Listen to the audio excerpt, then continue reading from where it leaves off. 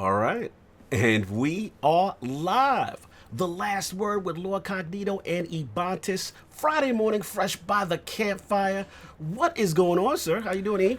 I'm doing good, man. Had an awesome stream last night. Finally checked a box, and we'll talk about that here in a little bit. Little overdue for those who like to accomplish these things, but finally got it. Yeah, we'll talk about it in a minute, but yeah, streams have been good. Gaming's been kind of fun. The world is crazy, so just kind of enjoying what we can right now. Absolutely. Yeah, so overall, not too shabby. I'll get into my stuff here in a little bit, but what about you? What have you been up to, man? Yeah, man, it's the same thing, man. World's crazy, but, gaming and doing everything else I can to keep some sanity. But for me, it's been eventful. I've picked up Streets of Rage for my OG gaming self. I got all the feels back, all the things I used to play back in the day. It's a tremendous job. Art style is amazing. So much fun. Man, I can't say enough about this game. If you're a Sega kid, you grew up in the area of the Genesis, that was a cult classic. The old school beat 'em ups. I come from that, Double Dragon, all that good stuff. So yeah, it is fantastic. The art style is straight up out of a comic book. So I've been doing that. And Gears Tactics. I've been doing Gears Tactics, messing around, doing my little XCOM-y type flow. And of course some Destiny. I actually grinded started my grind. Started to seriously attack Guardian games because I really need Heir Apparent. I really want. I saw a shout out to Dado, he had a good video out. And I'm like, yeah, I want that. I was looking at the DPS and everything, and I'm like, all right, it's not Xeno, but you got it. I'm assuming you have it. Yeah, I got it. You beast, savage. So I'm hearing good things, though. Like, I mean, once you get revved up. Yeah, I mean, if you watch anybody's, what you can do with that thing, the arc shield is kind of like the... Yeah, talk to me about that. Kind of the equalizer to be like, hey, it pumps out a lot of damage, but if somebody hits you with arc, it's like an enemy arc shield, basically. If you pop an enemy arc shield with arc, they get that pop, they get kind of staggered. Yeah. You're going to take that same hit. You're going to lose health. Really? You're probably going to lose most of your shield, honestly, and take a chunk. So, yeah, it's like the first time it works the way an enemy shield does. But if you're replaced with a bunch of solar and void, go to town, because it actually will recharge if you don't take too much damage. It's powerful, and then the amount of damage you can put out with that thing's got 200 in the clip, 500 in the magazine without mods, or 500 capacity without mods. There's no ADS. Okay. There is like a little red dot. So it's just a reticle. Okay, so they and it just kind of zooms in. It's like, all right, you ready to fire? It's just like you bring it closer to you. Yeah, that's about it. All right. But overall, I will be curious where that thing becomes viable, honestly. Because what I was playing last night, I did Pit of Heresy. Salute. Solo. Flawless. Let's get it. I solo flawless Pit of Heresy last night, finally. Took about 5 attempts and some other practicing and stuff, but actual hey, let me start this one and not have a stupid death. So Wednesday night was probably my closest, because the hardest part in the entire thing is the totems encounter. Always is going to be. Yeah, everything else is patient, stupid deaths, and trust me, I've had some stupid deaths. But it's the totems encounter with all the crap going on in there. There's enemies coming from every direction. There's the acolytes. There's the grenades. Every orb that you dunk, you've got the boomers, the thralls, everything happening. And I used 21% delirium. Delirium. Give me the loadout. Give me the loadout. The whole loadout. Full loadout. Let me guess. Let me guess the primary. Let me guess the kinetic. Nope. Wrong. No. Wait a minute. Yeah. You didn't use your dad bod? Go figure? No. What has come over you? Are you sick? Are you not feeling well? What's going on?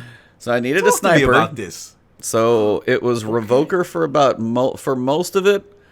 Just for range and distance and stuff. Final section was Izzy's. What was energy, though? What we doing? Energy was Subtle Calamity for a good amount, so I had a bow in there for range. Submachine gun at a couple points as well. Wow. Yeah, no. This is no, I'm, go I'm figure. Like, go figure doesn't actually have a real good spot in that whole thing. Because if I got a sniper, I got extra range covered, and if you're going safe, you're really staying far away. Right. And then if anything gets up on you in the caves or up close together, it's submachine gun for the ogre maze, and then the final section just the most stuff. And the bow is weird. The bow is probably Talk to me like... about that. So I think I saw Dado do it eons ago too, and it was the one reason I thought about doing it. But the main reason I use specifically Subtle Calamity is because that, with a minor spec, I can one-hit Acolytes during the totem encounter. So if I go to pull on one, and I got one with Moving Target and Archer's Tempo, so it's pretty accurate. Nice. Fire's quick. If I could get Rampage, that'd be better, but not yet. But I can one-hit an Acolyte. Wow. And I even had some that I could be like, because I had like Explosive Head, or so it'd be like fire and then delay. And it's like, if I hit one in the face, I do not want them throwing their damn grenades, because the grenades suck in there. So anytime you're sitting on that little totem area, it's just like grenades constantly. It's tough. Constantly, yeah. That's So- segment. Oh, did I tell you? I got a humble brag. I didn't flow. I finally did Pit of Heresy. Oh, congrats. Shout out to Citizen. You haven't Yeah, done that either? I did it a while ago. I never did all this other stuff, but I don't know why. Oh, I know why. Shout out to Scream. The problem, Scream low-key ruined Pit of Heresy for me. Because did he like cheat you through it or whatever? Yeah, when he did, I didn't even do the actual thing. I actually just got Xenophage ahead of time. He did a glitch specifically for Xeno. And I I'm like, remember okay. that. There was some weird Right. thing where you could skip to. So when I got Xeno, I'm like, oh yeah, I don't have to do it now. And I never got around to doing it. But Sinister, he hit me up. He's like, yo, let's get some pinnacles. Help me with a pinnacle. And he's like, no, I want to run pit. I'm like, you know what? I've never run it legit. Like, we'll see how I do it. It's fun. It's fun, man. Yeah. So did you play Shattered Throne as well? Yes. So my discussion was asked last week or the week before, I think probably. What do you think between the two, now that you've kind of experienced both dungeons? I know one's a lot fresher, but still. Yeah, both are good. I think I will edge pit. I think the boss encounter where you have to reflect with the sword and then you do the thing. I like the little dynamic, and then like the whole, it's like an arena, right? Yep. That whole last part. Then the also part of hiding from that ogre and sliding under the things. Oh, yeah. You know what I'm saying? Now, I will say, the only thing I don't like, maybe it's just me, is my brightness or something. It is so dark on my monitor. Like, I have to adjust brightnesses. I really struggle seeing where things are when I'm jumping, when you like jumping around. Yeah. I don't know, for some reason, like, I know a lot of it is scarlet colored, but there's some areas for me that are extremely dark. And I'm just like, damn, I don't know where things are. That's my only like little nitpick. You and but my it's brother really sound fun. exactly the same. He hates Yeah. he hates anything Shattered Throne type. He hates the taken, like, corrupted space. Yeah. So You know, it's, I guess what it is the aesthetic in Shattered 3 is so consistently one kind of thing yeah. that I can understand people who, definitely get annoyed with it. But Shattered Throne, don't get me wrong, Shattered Throne is really good. Like, I'm not going to disrespect. It's close, but I just like the idea of that boss, and he's a unique thing, and then it's just it's certain a lot of things going for. Yeah, me. there's I not a lot personally of like, because we had seen the Smashy Knights and stuff, and they'd kind of we'd seen them a little bit, and they mosey around kind of slow, pop their head off, saw them in Ascendant challenges and other things, and then it's another wizard, as opposed to big boy fire thing. So Big boy fire fate. yeah, And Zolmak. I like the Zolmak. I like the idea of the descent. When you started, like you're descending, you're going down, you almost see like a subterranean little city. That's what it feels like, and then you're just going down. Well, like the Necropolis, if you sit at the top, you can see the boss stage from the top. True. And then and that's what I've honestly wondered for whatever their third dungeon's going to be, which hopefully is in the fall. Well, I mean, you had Shattered Throne, you can look and see the boss fight at the top, and then now you look down and can see it in the pit, and I'm going, are we going to be like going far away? I'm kind of curious because like the visual piece of both of those has been kind of a staple. So I'm honestly wondering for the third one if it's like, if they keep that going, or at this point you won't be able to see start to finish. Because it's kind of cool that you can. Some slander. No Neo Mentor. I do not need glasses. You need to stop. Well, I have glasses, but I don't need them for that. I don't know. People tell me the same thing. They struggle seeing stuff in the jumps. I don't know, man. You said Stone said the same thing, or no? Oh, he just hates the whole corrupted taken area in general. So that's just normal. Being petty. Yeah. No. But yeah, so I mean, when you went through, so let's take it encounter by encounter since you actually got the full experience. Necropolis.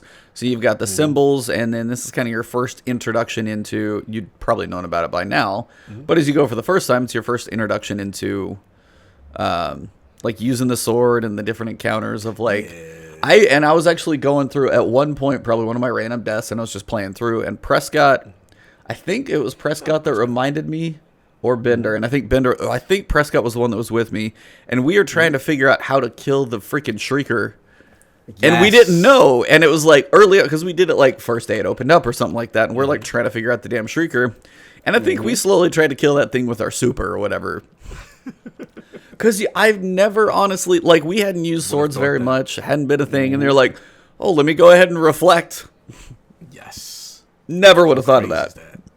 That's a cool mechanic. Yeah. I like it. That's the easiest, like, for the 3 rooms, though, because, like, the Shrieker has ogres, the wizard has 2 wizards, and then the knight has just Thrall. I'm like, the easiest thing to kill with just the reflection has the ugly ogres, wizard's kind of in the middle, and the knight's, like, the easy one, so. But... I don't know. It's like just like that was kind of an addition because, you know, everything from Shattered Throne evolved when it went over to Pit of Heresy. So Shattered Throne was like, okay, so you got the jumping fish over here, you got this bird sitting on the thing over here, but all you did is just run to each area and kill the ads. Like there was a boss in there, but there was no true mechanic. Right. And then you take it to this one, same thing. You've got different symbols to know which rooms you need to go between. And then, but you've got like the sword you've got to kill. You've got to run out to the bridge, get that, go back in, figure out which way you got to kill them. So like it was an evolution of anything and stuff like that. So Shattered Throne gave them the foundation. You know what I'm saying? For them to expand on. I completely agree with what you're saying. It's a cool evolution, and I'm dying to see what they do for the next one, man. I'm getting into the dungeons, man. I'm definitely feeling them. Yeah. So I honestly haven't done the totem with people in so long. Is the totem even like hard with 2 people? Not as much because I think Sinister told me just stand in the corner and put my well there, and then he got busy on. Like I was just like you just stay up here, you shoot ads, I'll go get all the balls and dunk them and take care of it. I was ad clearing Well of Radiance. I had my Phoenix protocol going, and we were just generating. So that part was pretty easy. I mean, he did all the work. I was just sitting there like, okay, you know what I'm saying? He dunked the ball, but it was fun. It was funny. It gets intense. It does get intense, man. Oh, no, it's chaos in there, so. Yeah, man. He said, Aries said he got a third 10-10 cloak he didn't need. Yeah, they gave me a bond, and I'm like, come on, man. I mean, it was masterwork. I will actually say that of all, if you get like one random piece, the fact that like there's no stats on that one, like the stats from there, I actually got, what did I get last night? I think I got 67 on my Masterworked helm or arms, which means it was actually a 55 stat roll, so it wasn't complete junk. Completely, yep. But I will say, like, the Masterwork on the class item is actually, like, they have no stats. So if you have the plus 12, you're good to go. Yeah. Now, it's an old seasonal mod, but at least you got plus 12. What I was just about to say. Because it hurts now because I can't use the Warmind mod. And I'm into my Warmind mods now. Like, I'm all about that. I got a cool little flow, the Arc one that generates off of everything, melee, super, whatever. It's called Tyrant Surge, I think. Yep. That's my thing. Then I couple that, and then I got the one on the arms that's like you use it as an overshield. You actually run into the Warmind cell, and it gives you like an overshield that lasts for like 15 seconds. That's my build right there. When I'm doing hard content, I'm looking for that stuff. And I got this sick Seraph shotgun with Vorpal. Woo! Oh, shout out to Vorpal weapon, man. Can we talk about Vorpal weapon? Go. I really have an appreciation for this thing right now, man. Oh man, like Vorpal is out of control. Like it is really strong. So I've been using that, and my I think I have a breach light with it still, and my Seraph shotgun that has Vorpal. I'm just tearing things up, man. It's savage. It's savage what I'm doing to these yellow bars. They're not ready. I was like, I feel like I have a Vorpal on everything that was possible last season. I have so many rolls from last season. I haven't even like looked through, but I swear I think I've got a Vorpal option on it. Like half the weapons probably, except probably that auto rifle. I slept on Vorpal big time. Yes, Aries, but in bottom tree striker. Like, oh yeah, dude, I'm with you, bro. I'm with you, man. It is really good, really strong. And in Crucible too. Yep. Oh, you kind of don't have fear of supers. The world is out doing its thing. Yeah, if you guys don't know, Cognito lives somewhat near to the world of sirens. That's where I think they test sirens. It's actually a siren testing factory. No, I'm just kidding. Not really. He's definitely next to like a firehouse or something like that, which is always just good timing. Yeah, they're making their runs. It's the siren testing factory. Oh, here they go again. They're like, here they go. They're like, yo, he's doing a podcast. Go. Go. Put him up. Woo! Savage. But yeah, man. One time. Shout out to Neo being petty. But yeah, man, Vorpal, I'm loving that. I have to admit, man, I was rough on them with Season of the Dawn Mars. What was it? Charged with Light? I ain't like Charged with Light too much. But these Warmind cells, I literally can't go without running that build. I was like, and they're going away in about 5 weeks. Yeah, I know. Well, that's the thing, too. And this is where I'm kind of going to go into some of this stuff. We're almost going to naturally get there. But the seasonal mods, like the idea that like, hey, maybe we'll bring some of these back. And I'm like, well, there's one of those. If it's like 6 energy, so it's kind of a commit. But if you're holding a sword, you take less damage from enemies around you. Pow. Now, I toyed around with Pit of Heresy's final guy. With and without that mod, drastic difference. Because I went against... There was one time I think it was last night, or Wednesday night when I was working. Because I was like, all right, I died. Screw it. We're going to mess around with the sword. And I had like one issue, but I did a damage phase by myself with my sword with...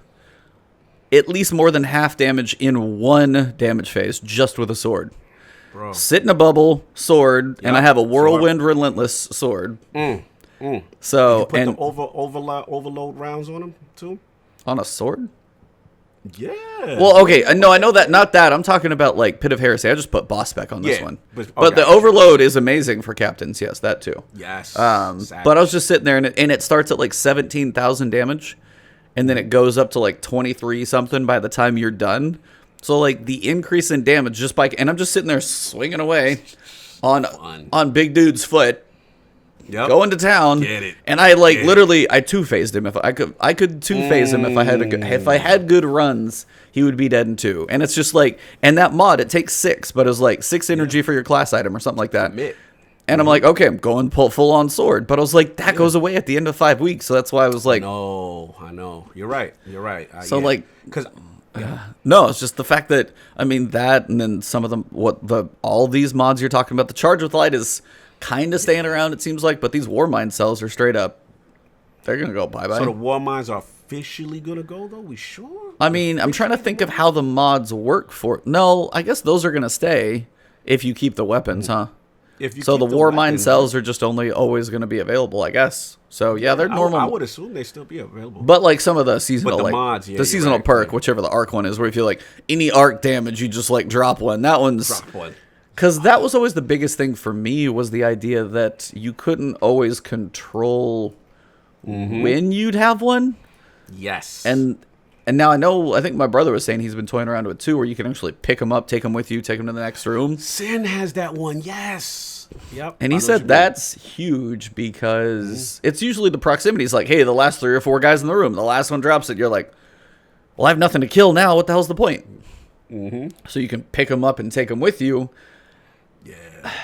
But yeah, it's like also just like, hey, I need to make one arc damage. So I mean... there are certain ones that are fun, but it's also annoying that, hey, here goes these seasonal mods and none of them come back. So like swords are fun this season because you got like sword scavenger, sword ammo like all the time. Yeah. I pick up one thing of sword ammo, I'm like half full. 2, I'm good to go. Right? Yeah, I was like, never run out of sword ammo, which is really nice. But yeah, no, it's just the weird, like, some of those mods, like, can we get, like, a community vote for the couple that want to stay around or something? I don't know, man. I know some of them are, a little broken. Your FOMO. Yeah, some of them are a little broken, like, the batteries always seem a little bit broken and stuff, but there's some, like, hey, swords are better. Cool, leave them in there or something. I don't know. This is the most I've used swords ever. Yeah. Like, it's a straight mainstay in my, I got the, what's the one? The Black Armory one. That's Sure Striker's Hand. Yeah, using that bad boy. I mean, it's so much fun, man. I agree. It's like, I had that problem with Season of Dawn too, because I had a build that was wrapped around my melee and my solar class, and then that went. I'm like, oh, it's cool because they introduce new things, but then you get sad when they take it away because you're like, damn, you know what I'm saying? Now we got to see a whole new build. But I will say this: I want to can we get some heavy mods? Like, can we Dude, get or some, special? Like, like, can some of these heavy weapons that are underutilized get some love? It would be. Can nice. we not start with Mods. linear fusions, please? Don't start there. Yeah, that's true. We did that. Yeah, sure. You're right. We did that. Snipers. But man, I mean, yeah, it's like let me stagger anything with like a crit from a sniper or yes, just like snipers, shotguns, overload, done right there. Facts. Like, and then you can sit there and actually kill them too. Is be like, hey, let me go pew pew. Okay, now I can put some damage into you. Let me just go at shotgun, just melt a guy that I want to for a change, as opposed to feeling like this season's like barrier and stuff like that. I haven't done as much. They're there, but it's like for those who don't have Arianas, they're kind of screwed right now. Yeah. Because everything is sidearm, submachine gun, I mean, autos are okay, but if you want a little bit of range, you can't go exotic. So like, can't go exotic. Yeah. So there's so many in that. Oh, say it. Let's go. No, I want the freaking mods on exotic. I want the mods on exotics. I knew that's coming. And they haven't even mentioned it. They haven't even addressed it. That is. They haven't talked about it at all. And we just have this giant collection of mods out there that's like, there's about 60 weapons you don't get to use them on. I agree. It's fine. I agree. I would love to use, like, especially those old exotics, Devil's Ruin this season? Oh, man. That'd have been nice. Why not? You know what I'm saying? People busting out the Rat King. I'd imagine that. Like, that'd have been fun. Oh, man. Rat King would have been hilarious. Rat King would have been fun. You know what I'm saying? Oh, shout out to Dano. He said, whenever I hear Linear Fusion, I tear up. Yo, you a sleeper. Yo, you's a sleeper, baby, too. Yeah, sleeper sibling, man. It was perfect time to do it thematically with this season, too. They missed the boat, man. They missed the boat. Shout out to Lono. He's got a good Wake the Sleeper campaign. Hashtag Wake the. We got to bring it back. I think I saw that running on Twitter. Yeah, we got to get that going. I miss Sleeper in its glory, man. Speaking of glory, what's up? Hardlight. Yes, we got a unexpected patch. Just bam, Woo! Speedy patch.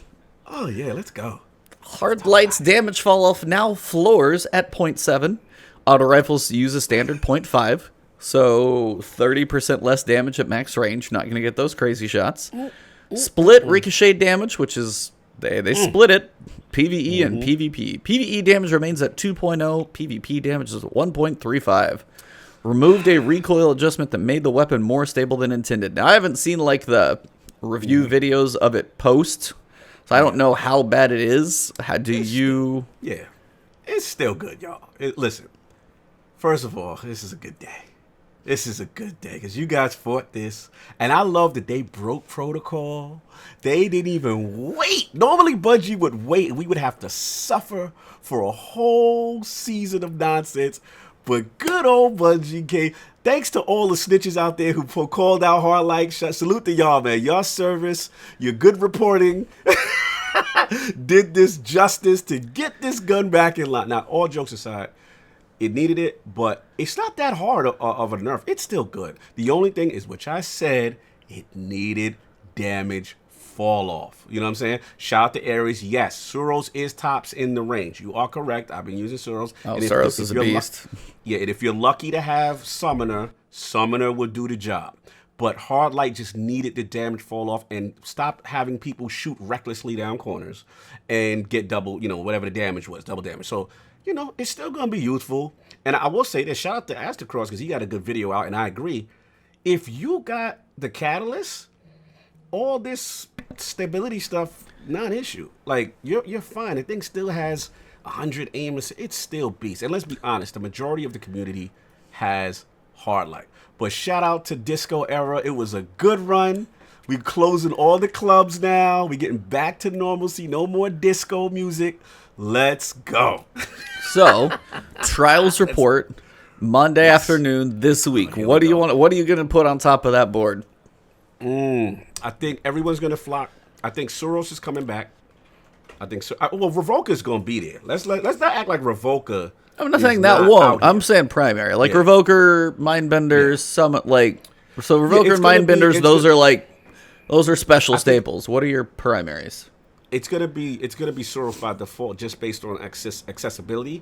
The key will be what's the difference between Soros. Fix your face, 'cause I already know where you're going with this. What's the difference? Yeah, you don't be slick. I know where this questioning was going. Actually, don't. No, I actually don't. 'Cause So I where thought you you was going?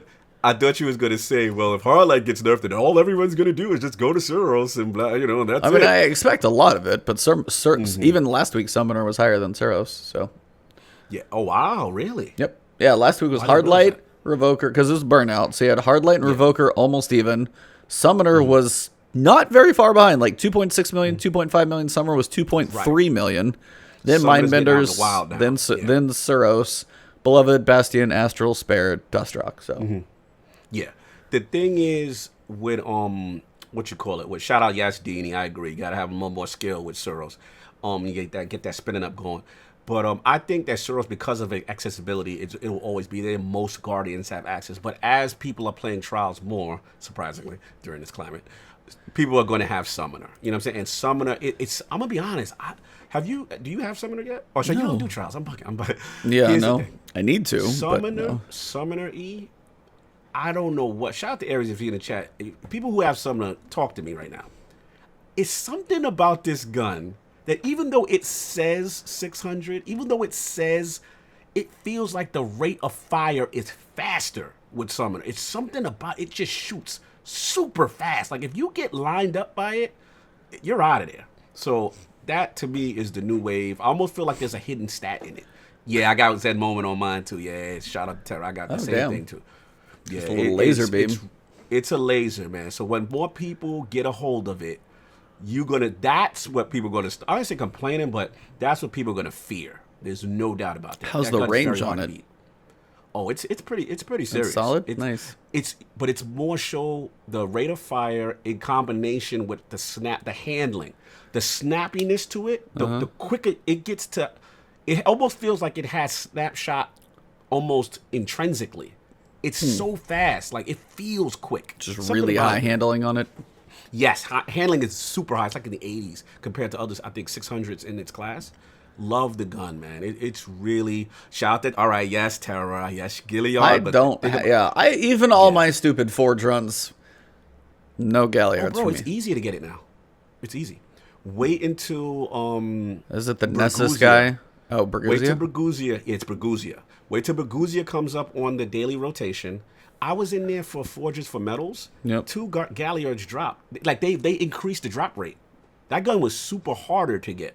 So if you get in, oh damn! Every one of my every Forge run, it was either like 1,200 ghosts or sparrows.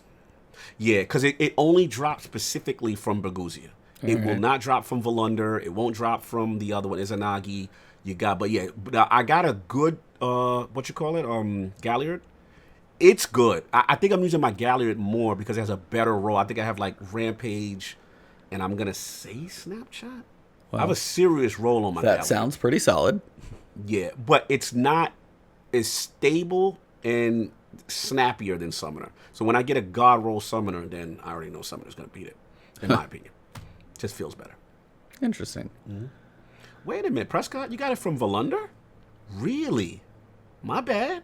3-1 day from there. Interesting. Interesting. He said it helps to have maximum temper. Okay, all right, maybe yeah.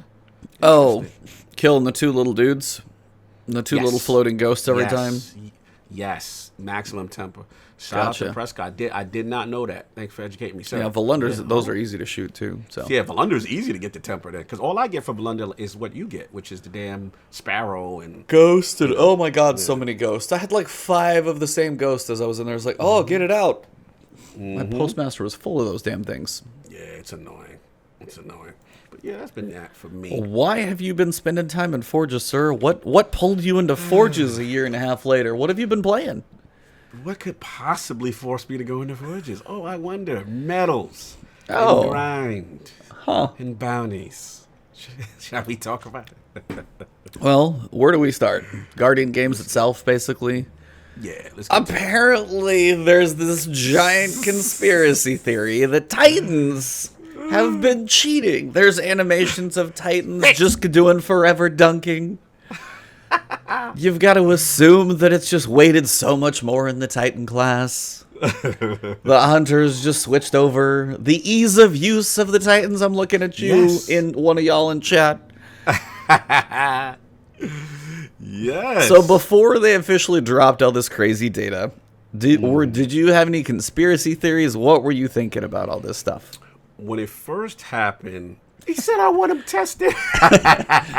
Yo, Neo was out of control. He's got performance-enhancing Guardian gear. They got performance-enhancing Guardians out here. Listen, when I first heard it, I'm like, okay. Honestly, I was shocked because the first day was Hunter. So I'm like, oh, man, Hunter's going to run away with this thing.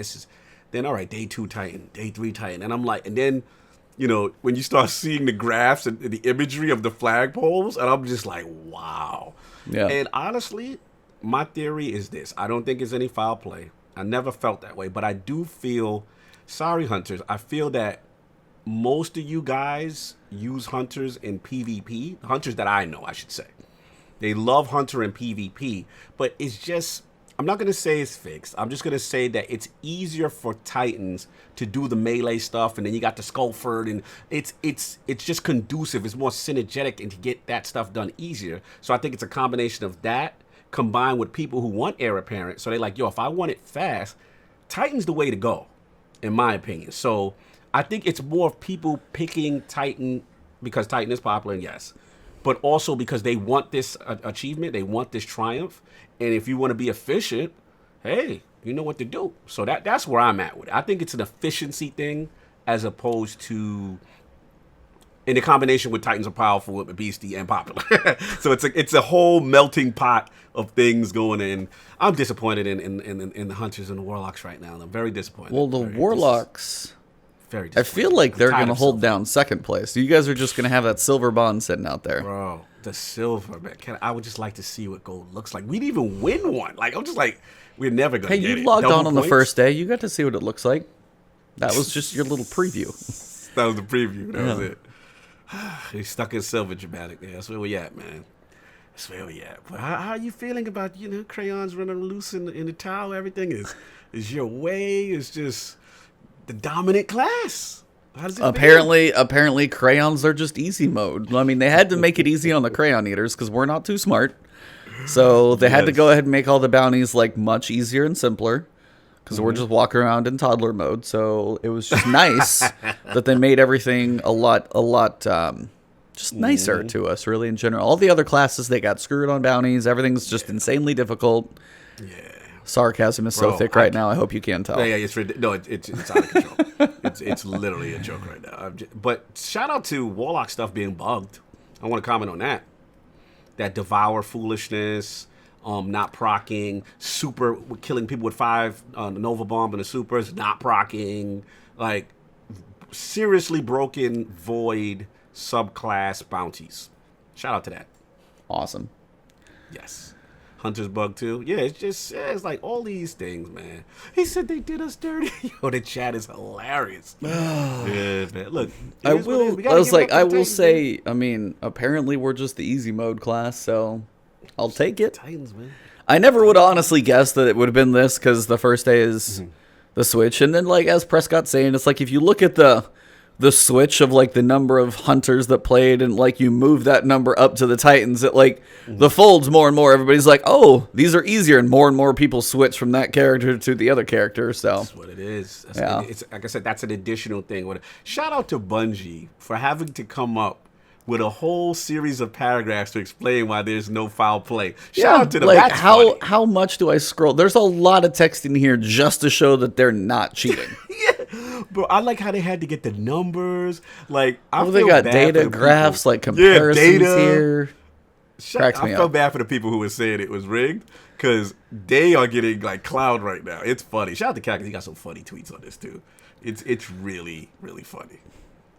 I was like, outside of the bounties themselves, though, all 3 classes can make all the laurels they ever need to make. Yeah. Like, the laurels themselves, going through matches, doing all that type of stuff. If you're like, hey, I just need to do bounties. Some of those take a little bit longer on the Warlock. I'm not going to argue. Hunters kind of got a little bit. There's some that kind of suck. Like, they're very specific ones. You got to get this from long-range kills and stuff. Those are shield throws from long range. I'm like, how far do I have to be? I'm like going into a lost sector, trying to back up against the wall and be like, ridiculous. Whoosh! See if it'll actually work. Yeah, and that's kind of the thing, too, and that's why, like, hunters complain a lot. I would say Warlock's probably got the bigger shaft in general. Yes, the smoke bomb sucks. I'll give you that one, Hunters. I'm not going to argue, because I even went through that one when I was going through all three. Fine. But Crown of Tempest is pretty beastly. Shout out to your video. Sun bracers. Sun braces for the literally solar grenades. Celestial fire, sun bracers, stay in the air, refills your celestial fire, throw it again, cook the ground, and just over and over. And so, like, shout out when to I went to Amankara, if you need them double melees. Yeah. Yes, sir. So, I mean, I will say, like, when I was going through my exotics video I did, the Titans had like 2 or 3 exotics. There weren't that many that really help for specific builds per se. But they're like, I swear the Titans, the Hunters and the Warlocks, you guys have like, this one can help you here. This one can help you here. Kepri's thing will help you here. This one, Young Ahamkara's Spine, is if you need solar grenade damage, or this one helps you over here. There's a lot that will like go specifically towards certain things. So if you had a big array of exotics, you could actually have a little speciality. Yeah, weird. Not really, but I'll roll with it. You could specialize into what you were going for each said bounty. And yeah, it's like Prescott said it too. If you really wanted heir apparent, like content creators or like people who are grinding it out, you actually played all 3. Yeah. Because you could get medals across all of them. So I was curious because obviously it's been established whether Titans are easy or whatever, moving beyond the numbers and stuff. What would you do to change Guardian games in the future? I've heard different ideas. We joked about some before with Ares, but just kind of curious from your experience now, how would you set this thing up to be Guardian Games 2021? I think I like the idea of it. The problem I have, to be honest, is that, and which we're going to talk about in the TWAB, is that it's too the bounty forcing of the styles. It's too much. It's like, okay, now I got to switch to solar. Now I got to switch to... It's too much switching. And sometimes I just want to stay as one class. It's too much switching. And then very specific. And I'm just like, You know what I'm saying? So for me, that is the turn off. Because it's like... And I'm a Warlock. So as a Warlock, I just can't switch my class. Just like any other normal Guardian. I have to put on my outfit. I have to have my shaders that rock. I have to have my emblem match the outfit. I have to have my ship match the outfit. I have to have my sparrow match the outfit. So it's a whole process for me when I switch. You flew fashion gaming now. Bro, flew flashing? Yo, I got to be clean out here. Like, I can't just put on a art class and I got void colors on. Like, you have to match. Like, this is part of destiny. Like, you don't understand. Okay, that's why your class lost. You guys are just like OCD. I'm too much in the menus and not playing. Yeah, play the damn. Who gives a crap what you look like, bro? I gotta look good out here. Like like I should put my Warlock in Fashion Week. Like seriously, I got some. I'm gonna show you some style. But all jokes aside, no man, it's too much switching. Too much. That part deters me. And then obviously you have the. I don't mind. Okay, the medals where they say destination, forge. I don't mind that part because it gets me to play an activity to do something, and it's a cool way for even you to play Gambit. Some content. Low key, I've been loving Gambit Prom. I get excited when Gambit comes on now. I ain't gonna lie. I did normal Gambit. I had more stuff to kill. Yeah. Oh yeah, you're right. That's what I should be doing to be more efficient. There's a question again. For, my boy Rick. It's about the efficiency and yes, got to pick the right thing. So you're in your menus too much, doing stuff like Gambit Prime and Nightfalls when you should be running Vanguard Strikes with Grenadier, regular Gambit. You're just picking all the wrong stuff. You're right. I'm not being efficient. I need to be more efficient, and I could do a better job with that. I just don't like the switching. It's too much switch. I know. It's too much switching. Then the Laurel thing, I have an issue that... Now, I don't know if I'm wrong on this. So, let's say you kill and you don't pick up the Laurels. Correct. It's not like an item... It's not like an engram where if you miss it, it's at the tower. Nope, like you've got toast. to pick it up. Yep. So that is another. There's some like I was doing. You know what pisses me off? You know what's a good farm? Reckoning. Reckoning on that bridge, Yeah. you will lace yourself with laurels. The problem is Reckoning wants you to move forward, and I'm running back trying to get the laurels instead of I'm messing it up for my team. I am not a team player in Reckoning when the timer is short. No, I mean, that's a big thing in all of this is I don't think anybody's a team player. Yeah. Because, like, hey, so I'm in Gambit. What am I doing? Should I be running to the next point? No, I'm being a dumb guy running around the little arena there, picking up everything to make sure I've got all my laurels before I go to the next area, so I don't miss out on any of them. So that makes melees more beneficial. Yes. So everybody figures out how they can get up close. Both Titans and Hunters can punch. Warlocks have a little less on the melee front, but you guys, you know, there's some other ways. But, I mean, either way... They continue to make things that make you play against the game mode. Hey, you want to go into Gambit, you want to kill these enemies, you want to dunk these moats, and you want to kill the boss. Correct. You're like, no, I want to go into Gambit, I want to make sure every single guy dies, I want to make sure I'm the one who punches them. Yes. If there's any laurels around here, I'm going to run around. These guys spawned over here, you need to go, hold on, there's something else I got to pick up.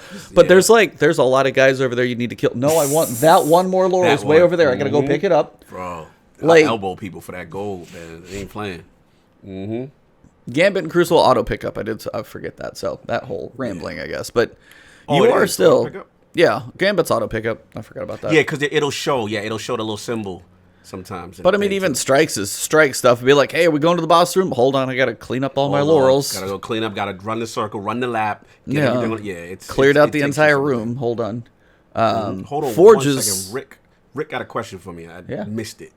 Lord Cognitive, it seems like Bungie is making all Crucible decisions, especially Nerf based on PC platform and not from the console point of view. They don't understand Destiny feels like different game on PC versus console. What do you think?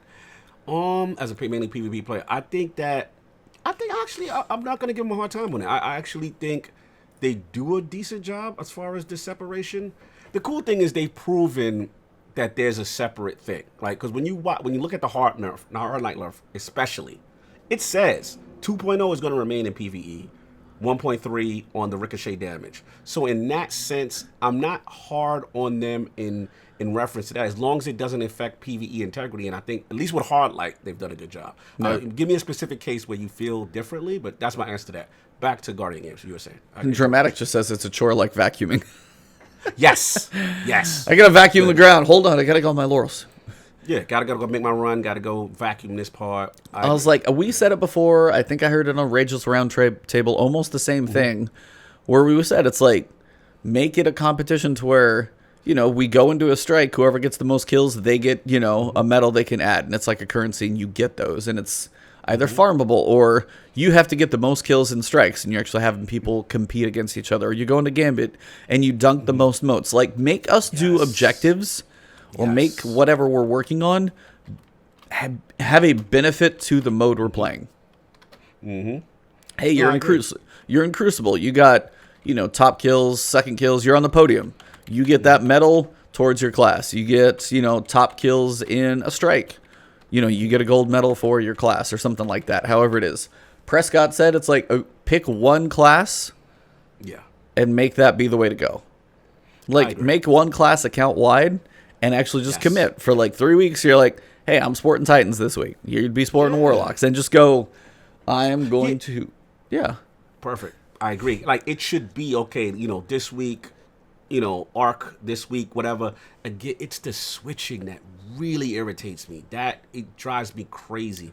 And, other than that, I actually like that they made me do forges. I ain't gonna lie, I haven't done them in so long. I was like, I don't mind them per se, but then it's like, excuse me, the medals are not balanced. Either I'm done with the gold before the silver happens, and then when I got really efficient on the silver, once I figured out the laurels, then it's just like, oh, I gotta finish like 3 more. And forges, it's finished 5. I'm like, dude. Yeah. 5 forges. When I get done with 3, I'm like, I'm checking out, guys. I am so done. Mentally, after about 3. Yeah, I was like, all right, let me throw the balls, let me punch the guys. And then half the people in there aren't doing them fast. And I probably wasn't either. I'd go through forges where I'd throw like 2 balls in the middle and everything else I'm just punching and killing. Because I don't care. Like, because you don't care. You're literally just doing other things as opposed to the... Yeah, it's like in forges, hey, throw the most balls into the center. Okay, then you would want to kill things quickly, as you could, and be efficient, but then you're trying to be the one who throws the most orbs into the center. Right. Like every mode is 5 in Berguzia. 5 is too much. Yeah, Dakota's right. She's right. 5 is you check out after 3. Let's be real. After 3, you're like, oh my god, again. But yeah, there were some where like if you were going through, depending on how, I swear I went at first and silvers were taking longer than gold. I'm like, how's that even work? Like that's the silver medal. That's not victory here. This is just second place. I agree. But yeah, just give us the way that you go through the activity should be incentivized to try and be as efficient as possible, but like incentivize you to dunk the most, motes in Gambit, or kill the most enemies in Gambit, or do boss damage. Something. Just be like, hey, look, you did the most kills. You get a gold medal for this match. You did the most mote dunking. You did the most boss damage. You killed the most other enemies. Like, you could get 4 golds in a Gambit match by doing that type of stuff. So absolutely, they've gotta make tweaks. I don't mind it, but the other thing we gotta get into this TWAB is that when they actually said the numbers as far as population and what people are using, I think it's just gonna be tough for them to, because let's be honest, even though they're saying they're not physically, there is some level of manipulation based on class population. Yep. You know what I mean? There is. So, at the end of the day, how can it's going to be a tough balancing act to make things fair, because they said there were some things in place because of the population of Titans or what have you, or Hunters, because Hunters are the most, apparently, right? So there's things in place that Titans can do and Warlock can do that can make them catch up. It's just a tough thing. And unfortunately, I'm worried that this may go the route of Faction Rally, because Faction Rally had issues where, it's just one thing winning all the time. I just wanted the exotic. All they wanted is the catalyst previously. It was just like, all right, everybody go for this catalyst first, this one second, this one third. And that was all people really cared about was the carrot. I am concerned about what I would like. This is silly, unrelated. Probably won't never happen. When I look at Guardian Gates, I think Olympics, right? Everything. I think Olympics. Everybody does. The symbols are close, so. Exactly. But what I want, I thought this was a perfect way to put it, Sparrow Racing, man. Sparrow Racing. You and everybody, man. Let's go with we have our track suits with the cup, bro. It would have been real Olympic, bobsled team. Like, it would have been lit, man. Like, this was the perfect opportunity. And I don't know when we're going to get, if ever, we are going to get Sparrow Racing. I miss Sparrow Racing, like, big time. I was hoping they'd come back, but we'll see. What'd you think? No more Sparrow Racing? You over it? No, I actually had a hell of a lot of fun in Sparrow Racing League because I was actually pretty good at it. That'd probably be the reason I pull out a controller again, because I was actually good with it there. Yes. Mr. Aries, cool runnings. Cool runnings. But no, I was like, I remember like top times that I had on some of those tracks. I'd get into like top 10 or 5% or something. Like, I remember because I was like getting competitive because I got actually pretty good at trying to win a lot of the races and stuff. And there'd always be like me and one other dude like duking it out. But I was like, I was towards the top and I had a lot of fun. I'm not probably going to be the best, but I was like, that was just a fun thing to do. And I'm not saying it's easy to make, and I'm not saying everybody loves it, but if that could just be something that people like work on to eventually get in an expansion, it's just like, even if it's just this random thing, hey, boot up Sparrow Racing League, it doesn't even serve you much benefit. It might give you one random legendary if you win. Just like drop that thing in the game. Drop it in there, man. This was the move, man. And give Amanda something to do. That was her thing. She's just out there feeding the pigeons in the hangar. Hawthorne out here with more benefit. Everybody with more benefit. And poor man ain't nothing. We shall see. We shall see. But yeah, that's all I got as far as Guardian games. Decent attempt. I mean, this is grind for another week or whatever. What we got? One more week of this? One more week. And then literally nothing is on the calendar. 0 is... I was like, what? Okay, so we've got the Almighty, which still has to get resolved. We have the Pyramid Ships. If there's like 30 of them now, which is crazy wall bunker. One of those dudes jumped like 6 spots, not 5. He got a little early in the... Yeah. He broke ranks, and he's like, I'm going for him. He's like, I'm full speed. Yeah, he jumped ahead. Turbocharged. But yeah, it's like, this is the end of the map, and now there's going to be an Iron Banner week. Okay. Whoopee. There's gonna be like bonus infamy, probably a week. Like, what is left? The secret that we're not supposed to talk about. That's fine. There's a secret. So basically, it's the question of like, how does this season resolve its story? Yeah. And I figure we'll talk about this, and then we'll get into the TWAB because these kind of go together. Absolutely. So Absolutely. we have the Almighty, which started the season. Here's the cinematic with Zavala, Annabray, ship pointed to Earth. That is the last we freaking heard about it. Was the like opening week? We're like, cool, crazy ship. We gotta fire up Rasputin. Cool. Week 3. Oh crap. Or no, was it week 6 when we went down into Io? Was that where we actually saw it? No, 1, 2, 3, 4. 5th week it would have been. Whatever it was. 5th week we went down into Io and we're like, oh, there's pyramids. What? Oh, there's an Almighty out there? Yeah, it's fine. We'll take care of that. We already got that covered. So, pyramid ships. I'm like, you've totally, like, you start the season with that, and then you're like, skirt! Hey, we got this thing over here to look at, too. And I'm just like, how, like, the way that is, like, Almighty feels like, even if we blow it up, like, I'm going to watch it be like, oh, fire up your crazy satellite laser beams that we've been shooting off everywhere. Cool, you blew it up. Okay, anyways, about the pyramid ships. Like, I feel like I'm not gonna care. I'll give them this. We're speculating because obviously the middle part is still gray area for us. It's clouded and redactedness. That's what's going on right now. But we do know that secret, it has implications. There's going to be an additional thing that is going to be required. And I'm excited for that. You know what I'm saying? Based on the lore aspect, and obviously we had Bifo on last. Are you about talking something related to an expansion with the word rise to make sure we're talking about the same thing? Okay, just making sure we're talking about the same stuff. We're on the same page. That's as vague as I can say it. Yeah, and we are not spoiling it. So he gets mad when I do spoilers, so I'm not going to do it. I'm talking the most vague spoilers terms. Piss me off, so don't do that. I know my guy. So my thing is, okay, that is interesting to me. You know what I'm saying? And when I like lore, so I want to see where that goes. And the fact that they're introducing that, I want to see the repercussions of what goes on with these new things. So I think there's potential. I think we're writing it off a little too strong because we looking at the calendar, it looks bare as hell. I'm not gonna lie, it does.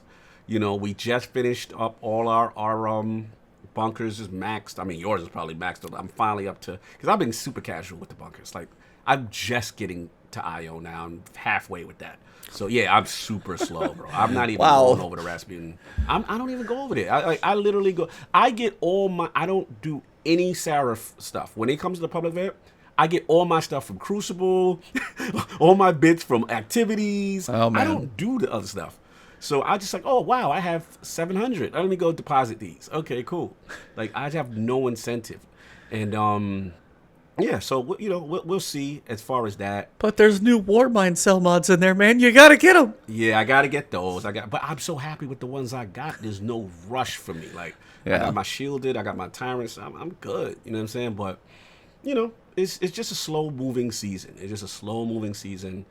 And we'll talk about how they handle season soon, the handling, or thoughts about that. But I mean, even the way the season started versus to the big giant, like, it's like they teased Thanos in the middle of Avengers 1. Facts. It's like, I mean, seriously, we're like, hey, we got Loki coming in. And it'd be like, when Loki lands and like German Square does that thing, that's when we also cut to like, oh, Thanos, I gotta get my stuff going on. And it's like, in the middle of the first movie, we're like, hold on, we jumped the gun here a little bit. Yeah. I'm honestly I am worried about a couple things. What you worried about? The way this season is gonna end is not gonna live up to anybody's expectations. That they're rushing the pyramid ships in. And somehow season 12, if the pyramids are a fall expansion, why they didn't introduce them next season literally hit in September. Season 12 is going to feel weird, I have a feeling. If it goes into what we're like, Rise topic, that's still a giant diversion over here before we get back to the main highway. That's like, hold on, I got to take a detour, go through this crap over here, work my way back in, and then I'm good again. It feels like we're one season ahead. Yeah. Of Pyramid. I do agree. It has shocked me with that. Yeah, that's what's weird to me. Yeah. I don't know. I mean, I'm excited that Pyramids are coming, but part of me is like, that's supposed to be full expansion kind of stuff. Yep. With that level of implication. So unless they stretch it again, and they're on the cusp. Next season, they're on the cusp. It's like the ships are booking it now. Yeah. Which is why I'm like, I don't know if they can slow down. If next week is any indication and we have like 50 ships on there, that crazy dude who's at full throttles in the front, everybody's like, half of them are through the Kuiper Belt and we're like in. Dude, I don't think there's a way they can't get here by the end of the season. It's going to be interesting. I don't know how they handle this. I agree. It does feel a little weird. We feel one season ahead of the narrative. So, I don't know, man. Is Titan blow up? Is it happening already? Does Titan blow up? It's like I make a video. Some people are like, oh, Dreadnought seems like an okay idea. Nope, it's not going to be the Dreadnought. It's definitely not Savathun per Bife. Right. And then it's like Bife put us on, yeah. Yeah, so it's like it's very, very strange. And it's very strange. The other piece that I guess I worry about is that they don't do that justice, as we've said before.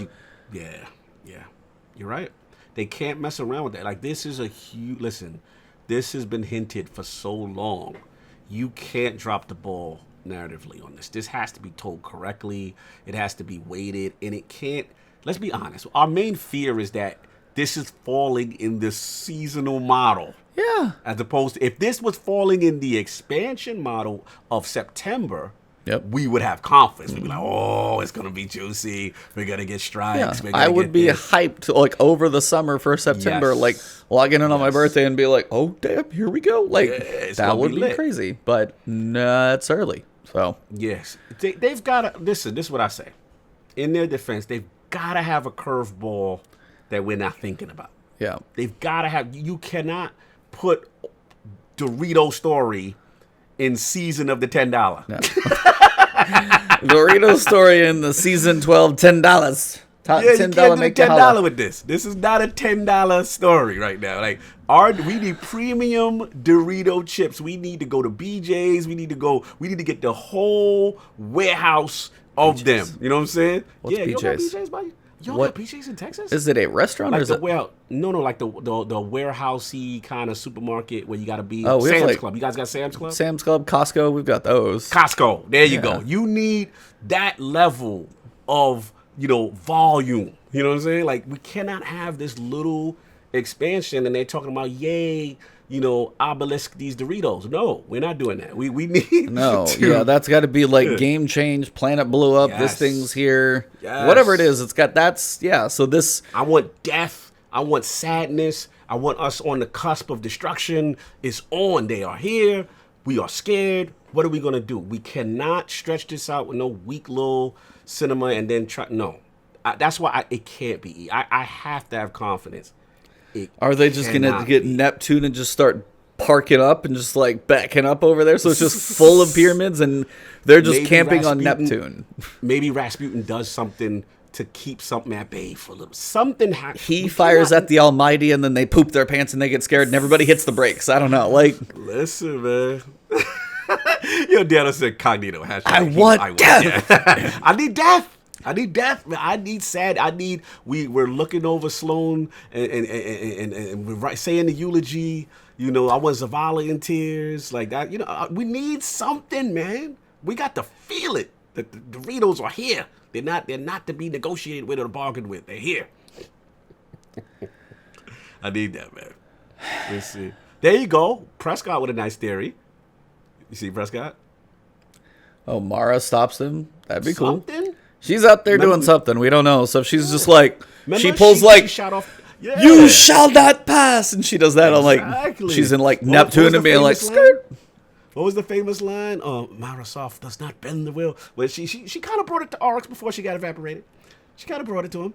Yeah. Her and the Awoken. You know what I'm saying? Like, God, last time we asked for decent, we lost Cade. No, we got to. Listen. Long as it's not Osiris. Then Osiris I'm dead. not. He's the one. Is it that's what's going on in the Bungie lore? He's like out there, like in the whole Kuiper Belt area, or he's way the hell out there. Like he dealt with them in that story, and he had to get out of there with Segura. Yeah, we can't. We got easy Bungie. Don't get too crazy. We need our prophet. The prophet needs to be here. So as we've obviously said, seasons are a thing. Some have been okay, some have been questionable. Story connections, good, bad, lots of implications of we don't know. Yes. When it comes to the TWAB, they have a couple main topics, and the first one is evolving seasons. Obviously, we've been living with this model for a while. Some first set of seasons, they had other studios helping them, so they had like raids going on and stuff like that. Yes. This time, they are on their own, and we've had smaller, per se, content. In year 4, we are going to build a better interconnected narrative, and more importantly, let players be a part of that narrative no matter when they enter the current year. That means if you start playing in March of 2021, which would be like season, what would that be, 14? Yeah. 14? You could go back and experience the season 12 and season 13 narrative content. We want our stories to feel more cohesive, flow with meaningful momentum season over season, and lead to an exciting climax each year. Woo. So that's the first one, is they're actually trying to change the seasons to where they're like the bridges between seasons can be improved. We can do a better job recognizing the season's prior narrative threads in the season.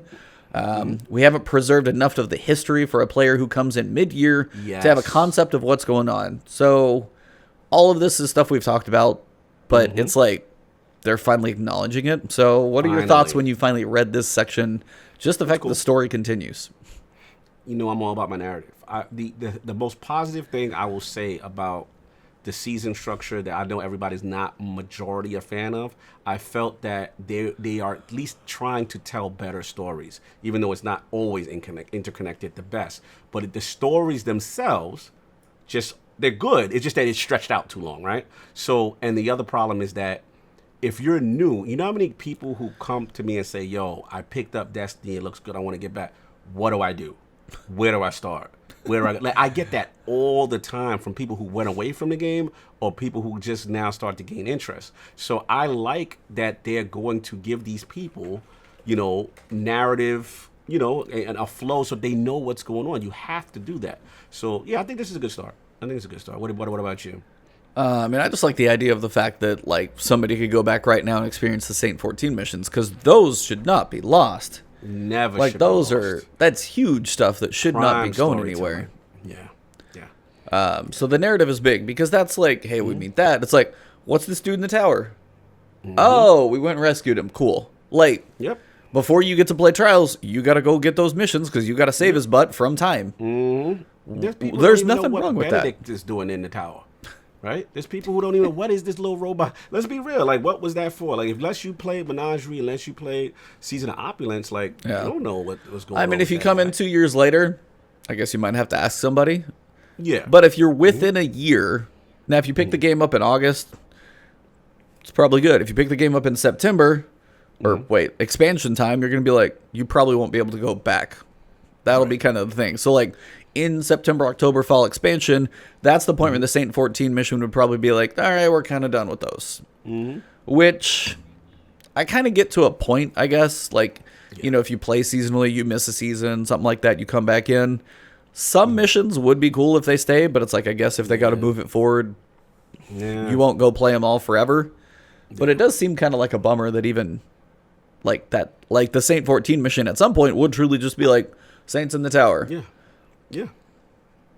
I don't know. That's kind of where we talked with Bive last time. Those little like animated storyboards. If you go up to Saint 14, be like, hey, he was here in the corridors of time. We gave him his shotgun. We met him in the future. We saved him. Right. Now that you like go up him to talk to him, it goes to a black screen. You get a little like thing of what happened if you didn't play through it or something. Just a little bit of bit of context. I mean, Dramatic just said what I was about to say. Like, literally, when you have content that good, since you ain't making strikes these days. Ouch. Hey. Yikes. Shout out to BT. But how about let's reuse these assets that are in the game and plug them into a strike. Now I don't understand. Like, these are classic story beats, and we talked about it with Bife. Like, they should not just be evaporated and wiped under the rug, and that's it. And I know they're going to talk. We're going to talk about that. They are going to acknowledge that, but it just sucks that Saints missions are just like, if you were not there, oh well. Like, that is like, that's a travesty. And shout out to the team that put in the resources and, to make all that stuff happen. It was good acting, good, good strikes, good story. I liked it. So, yeah, not even heroic missions. Exactly. It baffles me. Those type of stuff baffle me. So, yeah, no, I mean, and that's where they say things can't grow forever and stuff like this. But it's like, I guess we'll see on that one. Maybe 100 gig is kind of your mark, but I guess we'll see how the big changes come in the next season and then the fall to see how much of a capacity how much they add versus how much they take away. I'll be very curious what the fall does to really kind of shed a little bit of light on, yeah, we're actually at capacity, or we're really not at capacity, or just trying to say that. Like, yeah, I will be curious what the fall shows. So, story narrative going forward, that's cool. The next piece is activities as well. So beginning in Season 12, the core parts of the activity experience will live on after the season is ended. So basically, state, for example, you have... So with our new approach, the new Season of Dawn concluded, we would have left behind the Saint 14 quest, the exotic quest for Devil's Ruin and Bastion, and the Sundial activity. Oh, that'd be nice. Yeah, Sundial just sits out there. Yeah, just sits out there. They said they'd sunset the obelisk, so that experience isn't just like filling up the game. Fractaline would go away, so that stuff's not really a currency anymore. Right. So they get rid of some of the seasonal, like, intensive grinds, but that also means, like, Vex Offensive would still be around. Sundial would still be around. Yeah. This season, the bunkers would probably still be there, I guess. Right. And maybe the towers, do you think? Maybe they rotate it between a planet or something like that. Like, yeah, maybe just give you a little rotate. Be like, oh, Seraph Tower's over here. Forgot about this public event. Kind of do it like how they do Forge. Would be one location with a rotating thing on Earth. Destiny will still have moments woven into the overall universal narrative when we remove old content and allow for new content and stories to grow in its place. As we've said in the past, we cannot continue to grow the Destiny universe indefinitely. There's lots of reasons for this, technical, resourcing, as well as from an overarching universe design standpoint. From the balance of creating and maintaining content in our ongoing narrative is a necessary part of continuing to build Destiny 2. What we knew. Yeah, I'm like... Ain't nothing new there. I mean, we knew this. I mean, at the end of the day, it's just like, it like they said, technical, resourcing. It's going to be, they can't just grow it indefinitely. I am surprised, though, about them even, we're going to get into the rewards next, but them even talking about certain activities staying. I am surprised by this. Not that I'm mad. I am surprised that they actually, I think it leads to what you were saying, which is we were more at fear that we were at the end, the gas tank is almost empty. You got to kind of balance. And it may have more room and they just being precautionary. Yeah. You know what I'm saying? Maybe there's more room than we think. And because if you're keeping Sundial and you got room then. You know what I'm saying? If you're keeping these or like the assets we're thinking about are not really the big ones. Like like a terrain map where activities and AI spawn really that big of like a data file, or is like a cinematic with a story that goes with like Forsaken a big data file? Like where's the data and stuff like that? And that was one where my brother and I dug through. And if you open the Destiny thing, it's like audio and video, and then you start getting into data and stuff, and it gets smaller. But like audio and video crap up top, and it's just all massive because you can only compress so much of it. And let's be honest, with Luke Smith's original, his director's cuts, he made it feel to me as if, the decision when he said, hey guys, one of the Gambits got to go. Right? Remember, he was like, hey guys, we're going to be removing certain stuff. Technically, that should happen in the fall expansion because they were going to last a year. So okay, that was my question. So you feel September? Well, he said it was gonna. There was a point where they said like either Dylan, one of the community managers, like Gambit and Gambit Prime will survive for this year. They said that at one point. So that rough timeline is fall expansion. They said they weren't going to be changing to Gambit Perfected or whatever the hell we want to call it. Okay. The Highlander of Gambit, is going to be potentially like that fall expansion is supposed to be when they make their decision. Right. And then also, I'm under the impression, correct me if I'm wrong, at that point we should start getting weapon retirement, right?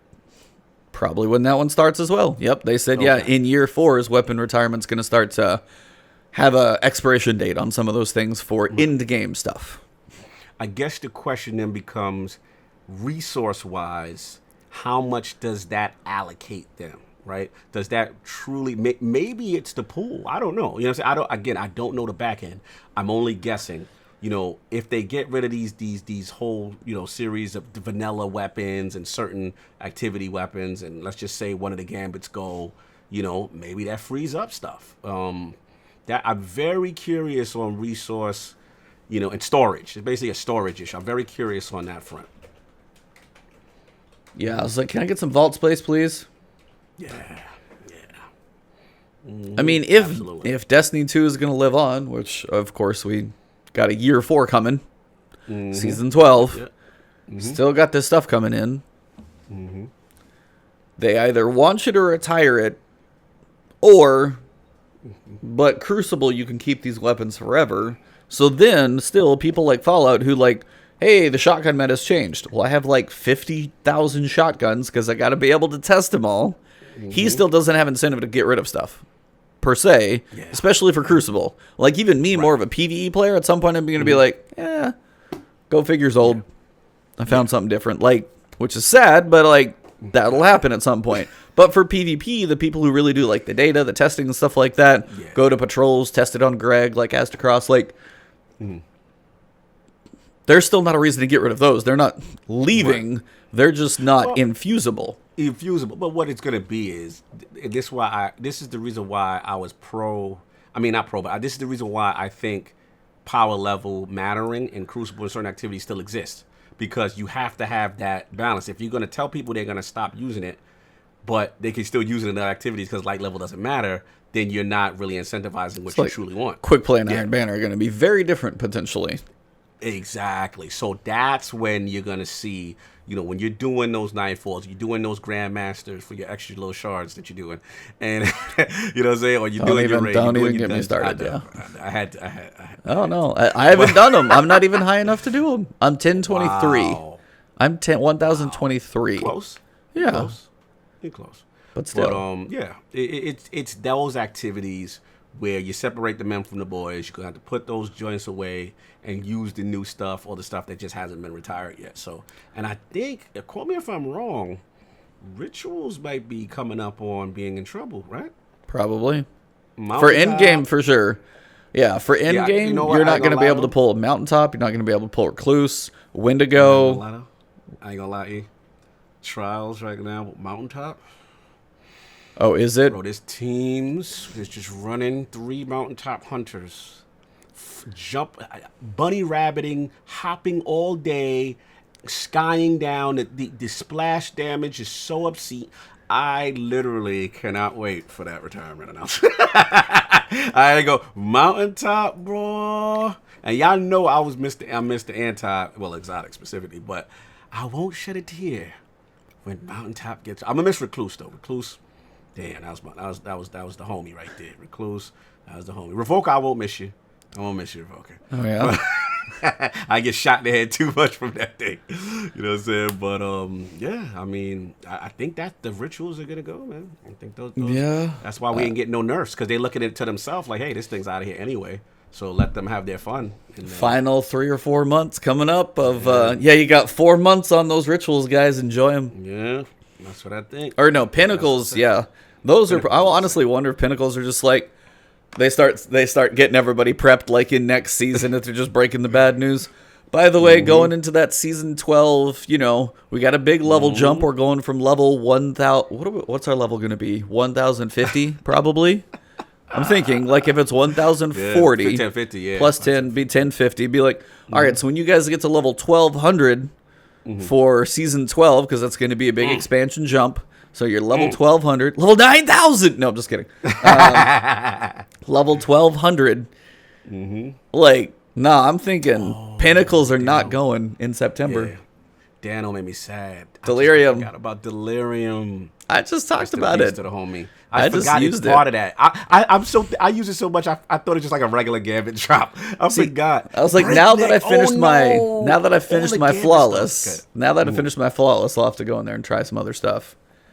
I'm gonna miss Breakneck, Delirium. Breakneck. Damn. I haven't even used Breakneck in ages though. Oh, I love Breakneck. Feels good right now. Hey, dust off Breakneck, man. So Black Wings is predicting 1100. No, I'm guessing 1050, 1040 next season. It's only 5040. Yeah. And then 1500 for the fall expansion. That's a bit large. That's a bit high. That's a bit much. Yeah, man. Grizzly shouting you out on the flawless pit. Thank you, by the way. Yeah, that was crazy. But yeah, they say with seasonal activities persisting, the rewards as well. So they're actually trying to have some of those remain. So you could go into Sundial and still get a Sundial drop, but potentially they're also going to have the Sundial weapons available as random drops and strikes, or Crucible, or Gambit. So they're just going to be making the weapon pools of those activities broader with the activity rewards. So I think I'm good with that. I mean, it just gives you more random stuff to drop at. So I actually like that idea when I'm playing, and sometimes I see a Dead Orbit or some random gun I haven't seen in a while come back, 2.0 version. You know, I'm liking it. So I'm all about that. I miss, because that's what D1 used to have, those cool random world drops where you just, something happens and boom, it drops. So I think that's a good idea. Yeah, I'm trying to look and see if there's anything else on that one. But basically, yeah, to summarize, so we're going to move towards seasons that can be experienced all year. Destiny experience should grow each year after an expansion, after have a meaningful evolving world and a bunch of reasons to play, and then each year we should take a step forward into a new expansion. Yes, that makes sense. Yeah, they leaned way too heavy into the FOMO this year, and I think everybody can agree with that. Because it's like, hey, you can only be here for this 2 weeks for this crazy giant pyramid or hexagon puzzle, or I had to go work for 2 months and I basically may as well skip this whole season. So these are smarter decisions, and I guess they find ways to either make the capacity handle it, the activity stay around longer, and it works for the developers too.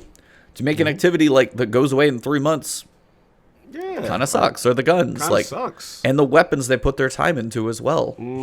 All that stuff. So absolutely, art and all that. Shut up. Yeah, man. Shout out to Grizzly. He said we're getting the new monarchy pool. Yeah, same deal, man. I'm trying to get a good interference. I had an almost god roll one, except it didn't have spike grenade, and I was pissed. It had full court and clown cartridge, but no spike. I'm like, why? damn. But anyway, yeah, I agree. This is a good call. I mean, they seem like on paper, in words, they seem like positive steps going forward. So all in all, I think if they follow with what they're saying, just making the seasons be living through the year, that's a good thing. Absolutely. Bounty Hunters. Do you want to go over this one? I'll give this one to you. I've been talking a lot. This is fun, man. This is interesting. Yeah, the boy, our lead design guy, Tyson Green, he says bounties have become a central mechanic for any repeatable activity content in Destiny, so much that we've seen them move towards being mandatory chores rather than opportunity to optimize. We have some changes coming to help bring things back in balance, and they talk about shifting away from the weekly FOMO. XP and season rank gains are currently balanced around large contributions from weekly bounties. The intent here was to provide a large amount of progress for a small amount of focused play each week. But weeklies fall down here because you lose out on big chunks of progress if you miss a week. They're strained between too little progress for single player characters and too much repetitive work for triple character players. So he said the specifics are in development. What they want to do is make it better by replacing weekly bounties with a mechanism that provides players with a set of non-expiring and account-scoped objectives each week that grant lots of season rank progress, more than the weeklies they replace.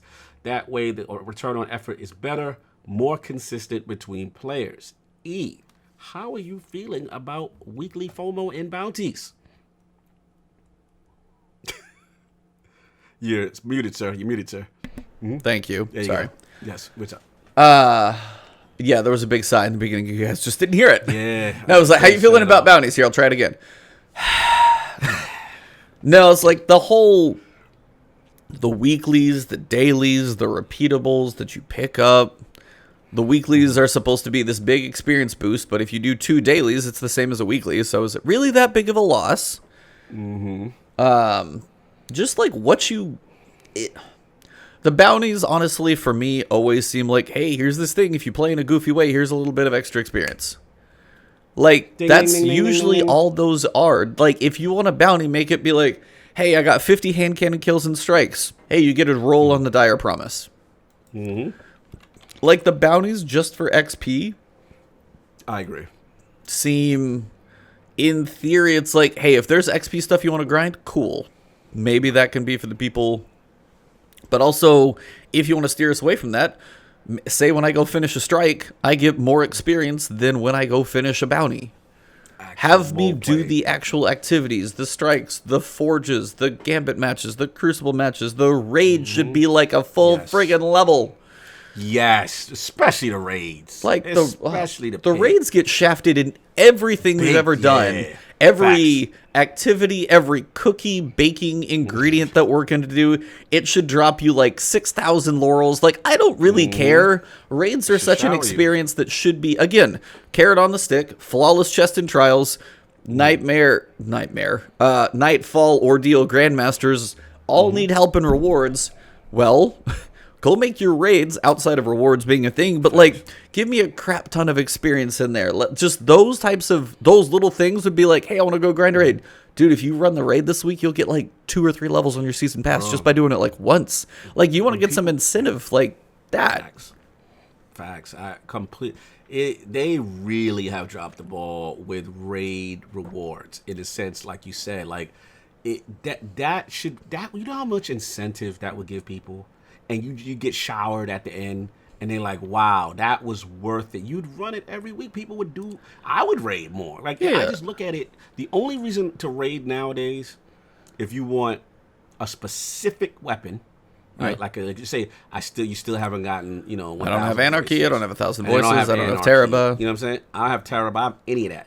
You know what I mean? That's on it. But again, even that on its own is still not enough. You can make the excuse, you know, not to get a specific weapon, but if you are showering people, even if it's just passing certain encounters, right? Passing encounters, you know, in different, as you subsequently get farther into raid, it should go up. It should steadily increase. Like, how about some shards dropping? How about that? You know shards, like, something, man. It really, the disrespect raids get from a reward standpoint. And then let's not even talk about, you know, the weapons in there, you know, for the most part, are not really nothing to go crazy about. Well, maybe the sun setting is going to give them an option to make those a little more viable. We can hope. I don't know, but yeah, it's like they talk about the Adept mod slot on future Trials weapons. Yeah. Talked about that as having potential. There needs to be a second slot. Yes. Not a slot that could take Adept stuff. Because they're like, well, if he puts backup mag and the Adept slot on there, he's going to break our weapons. I'm like, then you guys really need to work on some stuff. But I was like, for PvE, like, here's a raid weapon that has, I was thinking armor, so I'll do this in 2 ways. But here, a raid weapon where I can put backup mag and boss spec on there. Oh, God, I have extra bullets and I do a little more damage to a boss. Woo, I broke the game. Oh, no. No, I didn't. I worked my butt through a crazy raid. I got one weapon with this thing. Oh, you have a full loadout of raid armor. You're more powerful. I've done the raid like 8 times. I should probably be more powerful. Like, that's the thing I really want them to start embracing in the fall. Hopefully they do. But the same thing with armor. Like, Trials, Grandmasters, Raids. Probably should all... I want armor that has 12 energy, or so you can actually be like, hey, I can throw double of I can get a little bit more. Those types of things, like, do something to start setting that stuff apart. Grandmaster armor, flawless Trials armor, raid armor has, you know, that has like 12 energy, because be like, damn, that's actually really cool. And then the weapons have like an extra socket, so you can have those little specializations. At least will give like, dude, I actually want to go do that stuff, because I'm going to feel the difference. I'm not like, I got 2 more steps. Woo. Fact. Think about this.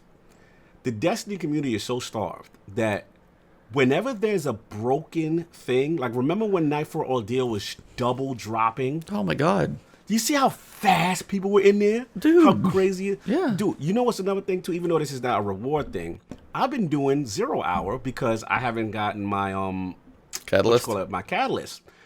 And because I'm doing extra, I'm in there just because the damage is broken. I'm doing again, if you're incentivized to do something and you're getting those rewards or it's easier, that's what makes you play the mode. It's like they're so afraid. Like you got to shower people every night. It's okay. Reward them for the hard work, and they will play the mode. But raids, man, like we gotta talk. It's like this their greatest strength. The thing that they do that no other game is really doing in the console space, and Not they well. just Division not failed. well at all. Because Division, look, man, I was riding with you into that raid, and I don't know how. You know what I'm saying? I don't know what happened to Division, man. He fell in the bushes with Division 2 right now. Yeah, But, Wish Ender was bugged. People actually used it. Yeah, shout out who said that. Insanity, yeah. Insanity. Like, remember when Wish Ender was, like, you felt powerful when you had it, and it's like, oh, nope, too much. And again, it's a dungeon weapon. Again, the only thing I will shout out, Xeno was a good one. Xeno was a good one. Now, it started in trash. Oh yeah, you're right. In the form. beginning, it's just trash. You're right. No. Divinity is strong. I like Divinity. Obviously, 1K for the random, who RNG. You got to hit the lotto to get that joint. Yeah. But it's just, I just feel the basics. They just got to get that, man. They got to get that right. They've got to reward raids specifically. Remember our idea where we also talked about the raid pinnacle rotator as part of a weekly, challenge thing to do. They need to do it, man. It's just, you know what I'm saying? Yup, contest modifier. Prescott's on it on the old content. They've got the answers right there. It's like, do it. Yeah, I mean, that's one thing my brother has said forever. It's like there's so many, if they lean into the RPG more, everything is always able to kill you. There's never a point, if I'm level 1025, I go into a patrol and I'm just like, dude, I'm Superman right now. You can't touch this. Like, you never feel like Superman. You feel like Robin the whole time. Yes, running around. You're running around, a little scared, like you might get shot by this one dude over there. And it's just like, it's weird because... Yeah. But no, like, yeah, they need to start doing stuff, hopefully, to set things... Because, again, like, take something with 10 energy and 12 energy. And that might not be big enough, maybe 13, 14. I don't know what sets it apart. Not one. If it's one, I'll punch them. But if you can... Just something that's like, hey, 2 more energy. That's just a little more flexibility in these mods we get. It's not saying I'm going to break things, but... Right. It just gives you more options and gives you, hey, I can run an intellect mod with these 2 perks instead of a grenade mod. So I would just, that would be a thing. So anyway, shifting away from FOMO. When it comes to the bounties, we kind of got on a tangent of rewards in general. But yeah, like experience, make the activities reward you. And then the bounties, they talk about something else. But yeah, we'll get to it. So let's get to it. You want me to get event bounties or? I mean, you got the optional XP, not critical path stuff. Did you do that already? Yeah, we got that. Yep, we got that. We got the optional critical path. Yep. Yep. And we up to event and QoL improvements. Go for it. All right. So, yeah, man, our seasonal free events are also currently heavily utilizing bounties in their design. Oh, really? Didn't really? Huh? Huh? So, we have seen the feedback around Guardian games being the most recent source of frustration with too much emphasis on completing bounties to participate. They don't plan on making any changes right now, but they're looking into adjustments there. And then we got for future events, and then we got QoL improvements. We don't like that every play session starts with 10 to 15 minutes of loading up on bounties. Shout out to my boy Kai Batsu. He has been screaming this. We got a nickname for him. We call him hashtag bounties in space because this is what... Oh, I've said it. Yeah, I agree. Yeah. We want to make it easier to grab bounties when you want to do them. To that end, we are looking at mechanisms like allowing bounties to be accessed directly from the destination map. Yep, said this before. Yep, these are about further out. Think season 13, but Why? on. Why are they so far away? I know. Shout out. Why is it got to be like December or January when we get this stuff? When we're like, we want them like Resources, now. man. I know. Resource Apparently, that's a cheating, big man. switch. They got. They gotta handle. They They threw the store on the destination map. Yeah. Oh, facts. Oh. They implemented that with the quickness. Be like, That hey, was stores implemented. in both places, but these bounties, yeah, it's going to take us 9 months to get these bounties Yeah, on we- that destination We map. got Eververse in space. Quick. Eververse is mobile. She's mobile everywhere. out here. Yes, shout out to her. She's adapted to the Yeah. whole situation. So we don't like it when a bounty you've nearly completed in the middle of a previous day's play session expires right in the middle of today's session. While we still see expiration as a necessary mechanism to keep half-completed bounties from hanging around forever, we're going to relax some of the expiration times in Season 11 to give more time to close out of yesterday's 19 out of 20 grenade kills. Speaking of grenade kills, we're dialing the time to complete bounty objectives to be more consistent. Unexpectedly time-consuming objectives sneak in from time to time, and we generally want objectives in the seasons to be less restrictive in terms of how you play. So, yeah, man, what do you feel about this QoL and the event, quality of life in the event? Well, it can't get here soon enough on the destination map because honestly, my brother, his kids play on a regular PlayStation. Oh, wow. So, standard PS4. I mean, that's just, they got it. They're, I think he might they're be out there. 13. But they're not, I mean, they're kids. Like, they don't have, like, the highest hardware in the Yeah. world. And it's a PS4. fine. It's still meant to run this thing. Hence why we want D3 on a PS5, by the way. Ding, ding, ding. Yeah. But he said they will literally try and, like, load up. Takes him, like, 10 minutes. He will literally, like, start to load and be like, pull up his Nintendo Switch, start playing something Yep. on there and be like, oh, yeah. Like, just to enough to a point where they forget about it and they don't want to play. He's told me that multiple times, but they've literally, they like Destiny. I mean, shout it out. They've watched all the lore videos. They've enjoyed their time in it. But when the loading times get to a point where they're just like, I mean, a 10 and a 13-year-old just like want to say, screw it. Like, I don't want to wait on loading. That's pretty bad. Yeah, So, it's but, and the bad. fact, unfortunately, it's got to wait till season 13. I mean, yeah, it's nice to know that it's actually on the horizon, but this also has been an issue for a while. So I don't know. I we mean, wanted transparency. We can't complain. I'm not arguing. I just like, it can't get here soon enough. So if it makes it sooner, cool. The sooner it gets here. So yes, positive thing overall. Not arguing that.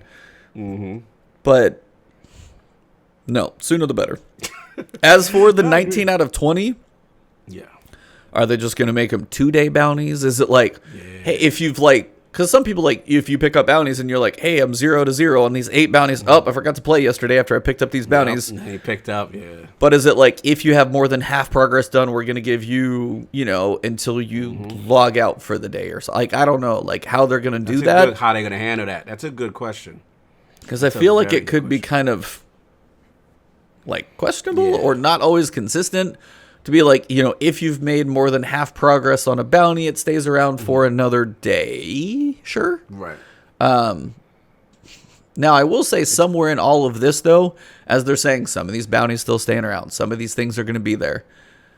We're not making it, from what I'm reading here, they're getting some improvements, but we're definitely not going to make a complete departure from our game style. Like, Absolutely. there's not going to be this, like, hey, you're going to be experience things here. You're going to have like 3 random bounties that pop up and they're going to give you rewards now. You don't have no, that's most of that stuff's still going to be there, I think. And they're just making some tweaks, but overall I don't think we're going to see like drastic changes. If we do, you know, I will be happily surprised, but I don't see the drastic changes yet. I agree. I think Because like reading between the lines is like, how much is changing? Yeah, it's tweaking. That last part ain't really making any seismic shifts. You know what I'm saying? You know, the biggest thing is the stuff that they're talking about. What season 13 possibly the space bounties and all that else. Space bounties. Bounties in space. You know what I'm saying? That's it. But look, at the end of the day, we want transparency. at least I'm understanding thought processes. That always makes me happy when I don't know what's going on. Sony PlayStation 5. I'm not arguing that one, man. I want to know. Holy crap. It's time. I didn't realize it's May. It's and May. What's going on It is freaking May, and we don't even know what the damn thing looks like. Like, come on, Sony. Let's get with it. I was like, your controller. I saw a rendered concept of the PS5. It looked gorgeous. Woo. Like, the render looked like it looked clean. I'm like, yeah. I don't think it's gonna look like that, but I don't know. Yeah, it's time, man. But it's just like that's a whole different. We can do a podcast just over that, just on that. You know what I'm saying? Just on that. Shout out to Forseti for being petty with the Book of X. I feel you. Shout out to your pettiness. I feel you. Yeah, like it's just one thing about Bungie I always respect is when they are transparent. They're giving us the roadmap. They're telling us what they're going to talk about. I like this new series of behind the scenes, though. I will say this. Last week we got the big one on trials, and cheating and stuff like that. I honestly can't wait for next week because that's my Eververse. That's my biggest. I got beef with old girl. Yeah, that's my biggest thing because again, remember what we said: incentive, rewards, and all these cool ornaments and cool ships and dances and all this, and none of it is earnable in game. And Bright Dust, they remember they chopped Bright Dust on us big time, and they've done all this stuff to gear her. And then we got her. She got her little outfit in space. She got her little mobile app where you can hit her up wherever you at and download stuff. And like, come on, like it's so skewed in her favor. So. Prescott, there's not enough Bright Dust ways to earn it. It's a lot of messy stuff going on there. And if they fixed that, like we talked about with Bife, imagine you did your solo. You know what I'm saying? Yeah. And you just got the coolest armor and all that stuff that's in there. Like you get showered. Yeah, it's not dropping the Dreambane like Tychonaut armor. I'm getting like Fire Knight armor. How beast mode would I be walking around and be like, do. That's what I'm saying. Like and a lot of this cool stuff, you know what I'm saying? Even ornaments, you can do so much with this thing, man. Oh, I put those ornaments on everywhere. I would have fashion game if I looked like Zomax. I would be freaking walking hive man. Go in the tower and make one of the random like sweeper bots crap his pants because he thought a Hive Knight walked in there. So there you go. Yeah. Like, we need it, man. We need it. So I am really looking forward. Bounties, yes, this was important. Bounty. The game's too bounty heavy. The problem I have right now is you fire it up, you literally think about which ones I gotta get. All right, and then you can't even hold all of them because you got all that. I have 63 capacity. What weird freaking number is that? And what pisses me off is that it combines the bounties and the quest and the quests. So you're thinking, I got a little bit of bounties. I grabbed more. Oh, I forgot I grabbed like 8 medals, so that took away from the overall count. And now it's so frustrating. So now you can't even play all the way you want. You can't even scoop them all up, right? Yeah. You can't. You gotta be selective. Like I go into there, like, I'm gonna do Crucible in this today, so I'm gonna only get these bounties. You know what I'm saying? And then you got to play through it. Now I got to go back to the tower and then only get these. It's just this cycle of non-efficiency. Yeah. And I got to shout my boy Kai out. We used to give him, Kai Batsu has been saying this since D1. He's like, I don't understand why you guys deal with this game. They was like this. He's like, this is antiquated. I don't know. It's so easy. I mean, to fix it, and they don't refuse to do it. And yeah, that was his main thing. So he's going to be very happy to see this. I actually forwarded him the TWAB. I was like, we're going to talk about it on Last Word today. Because, yeah. But overall, what's your overall feeling on this particular TWAB with the bounty stuff? And then obviously the Eververse, that's next week. I mean, connecting the seasonal narratives, making those continue to go, keeping quests around, keeping activities for longer, the rewards being around for, all of that's good. The FOMO feel for this season was, well, we've all lived through it. It wasn't the best. Yeah. So, I mean, in theory, they're like, hey, we wanted some things to be cool. I get that to a point. Like, hey, World of Warcraft has Cataclysm. It literally broke the world in half. Okay, yeah, that's kind of a big deal. Things are going to change. But up until that point, this thing that happened 3 months ago isn't gone. So, those changes, all the seasonal rewards, all that stuff, 100% agree. Honestly, pure positive. I don't think I really see anything there.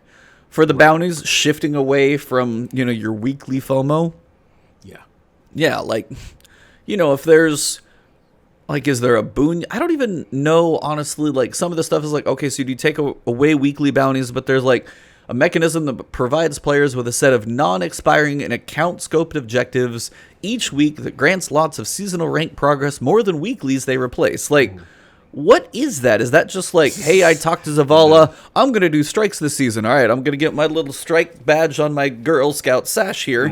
And I'm like, so I'm trying to figure out in my head what that is. It's just like, what does that mean? Yeah, they say provide with a mechanism that provides players with a set of non-expiring account scope objectives each week. Like, what is that? Please. What is that? Is that like, is it a quest that says, is it like a quest that works like a Triumph that we've got now that's got like stages to it? Hey, you did 20.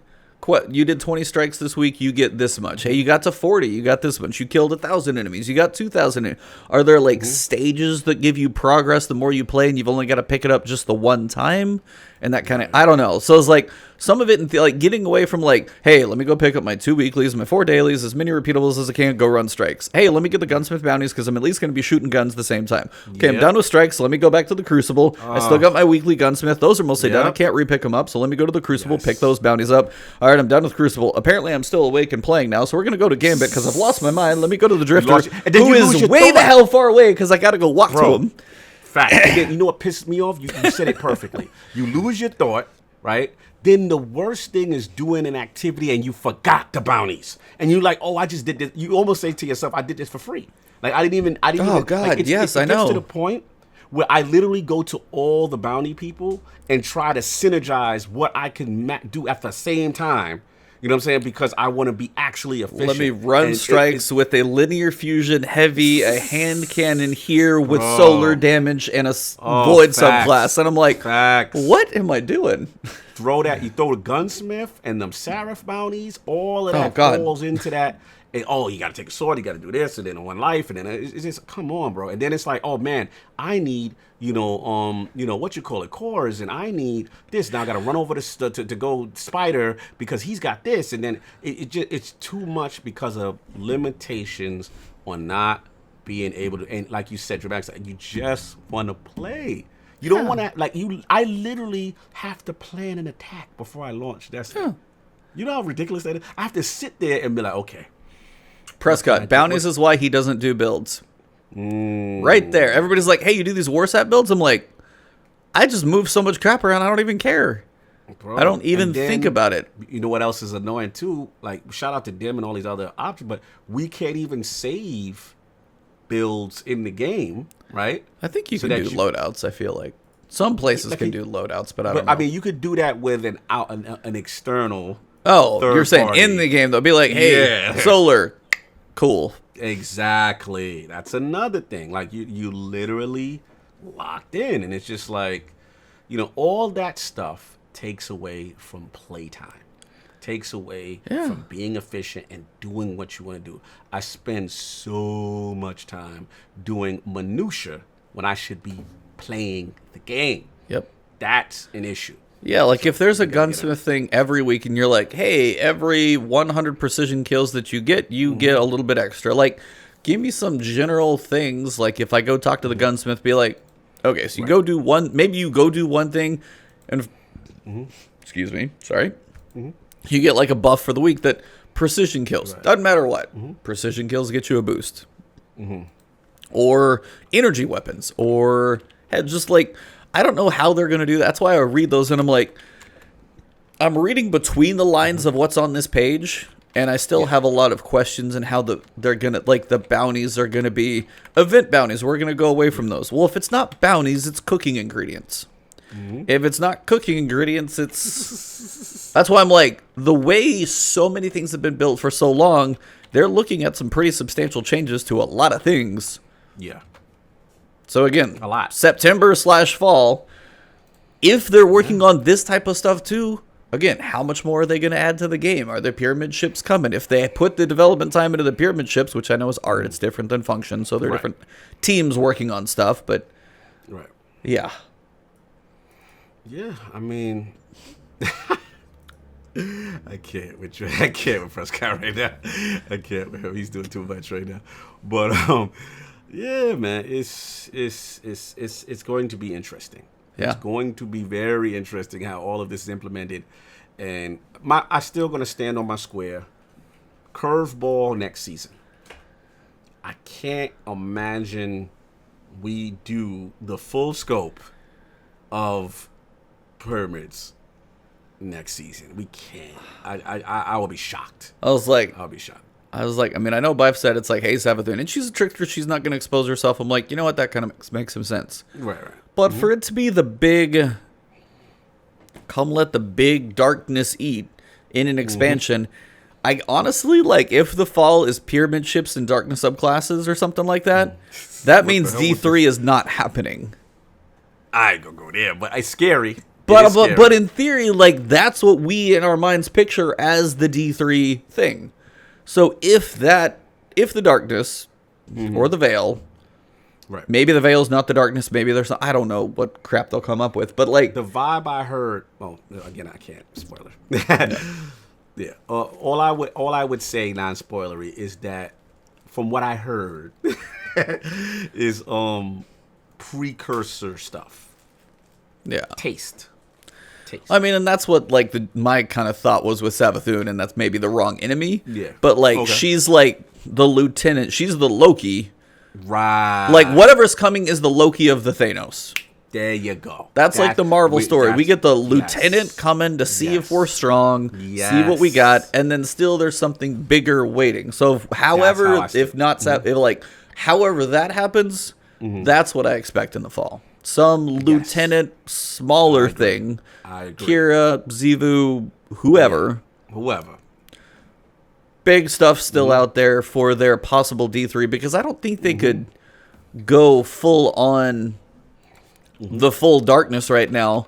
No. Unless they just want to cannibalize D3 because I think that's what that still should be and needs to be. So.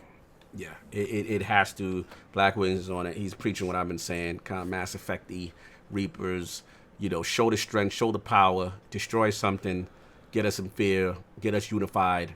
You know what I'm saying? And, you know, you got to do it that way, man. You build up the tension to get the storytelling popping. I'm with it, man. Listen, little spooky season right now. We all know it. We'll see how it ends. We see how it clears. How much more season we got left? That's another thing. How much we have a lot, actually. We still got a lot of this. Damn. Well, no, we have we have 5 weeks. So we have one more week of Guardian games that gets us to May 11th. And then May 11th is going to be, if I look at a calendar, so week of the 12th, week of the 19th, week of the 26th, week of the 2nd. So you have 4 more weeks after Guardian games before the season ends. Why do you think I was saying that earlier? I was like, yeah, we got a pretty open calendar, and you were like laughing at me, and now you're literally getting to where I was earlier. It really hit when you said that. Because I'm like, May, I'm getting excited. I'm like, oh, it's probably getting close. It's June 9th, so you have 5 solid weeks. 5 weeks until you get to whatever the next season is. 5 weeks of light bright updates. That's all we got. Bro, that light bright is lit.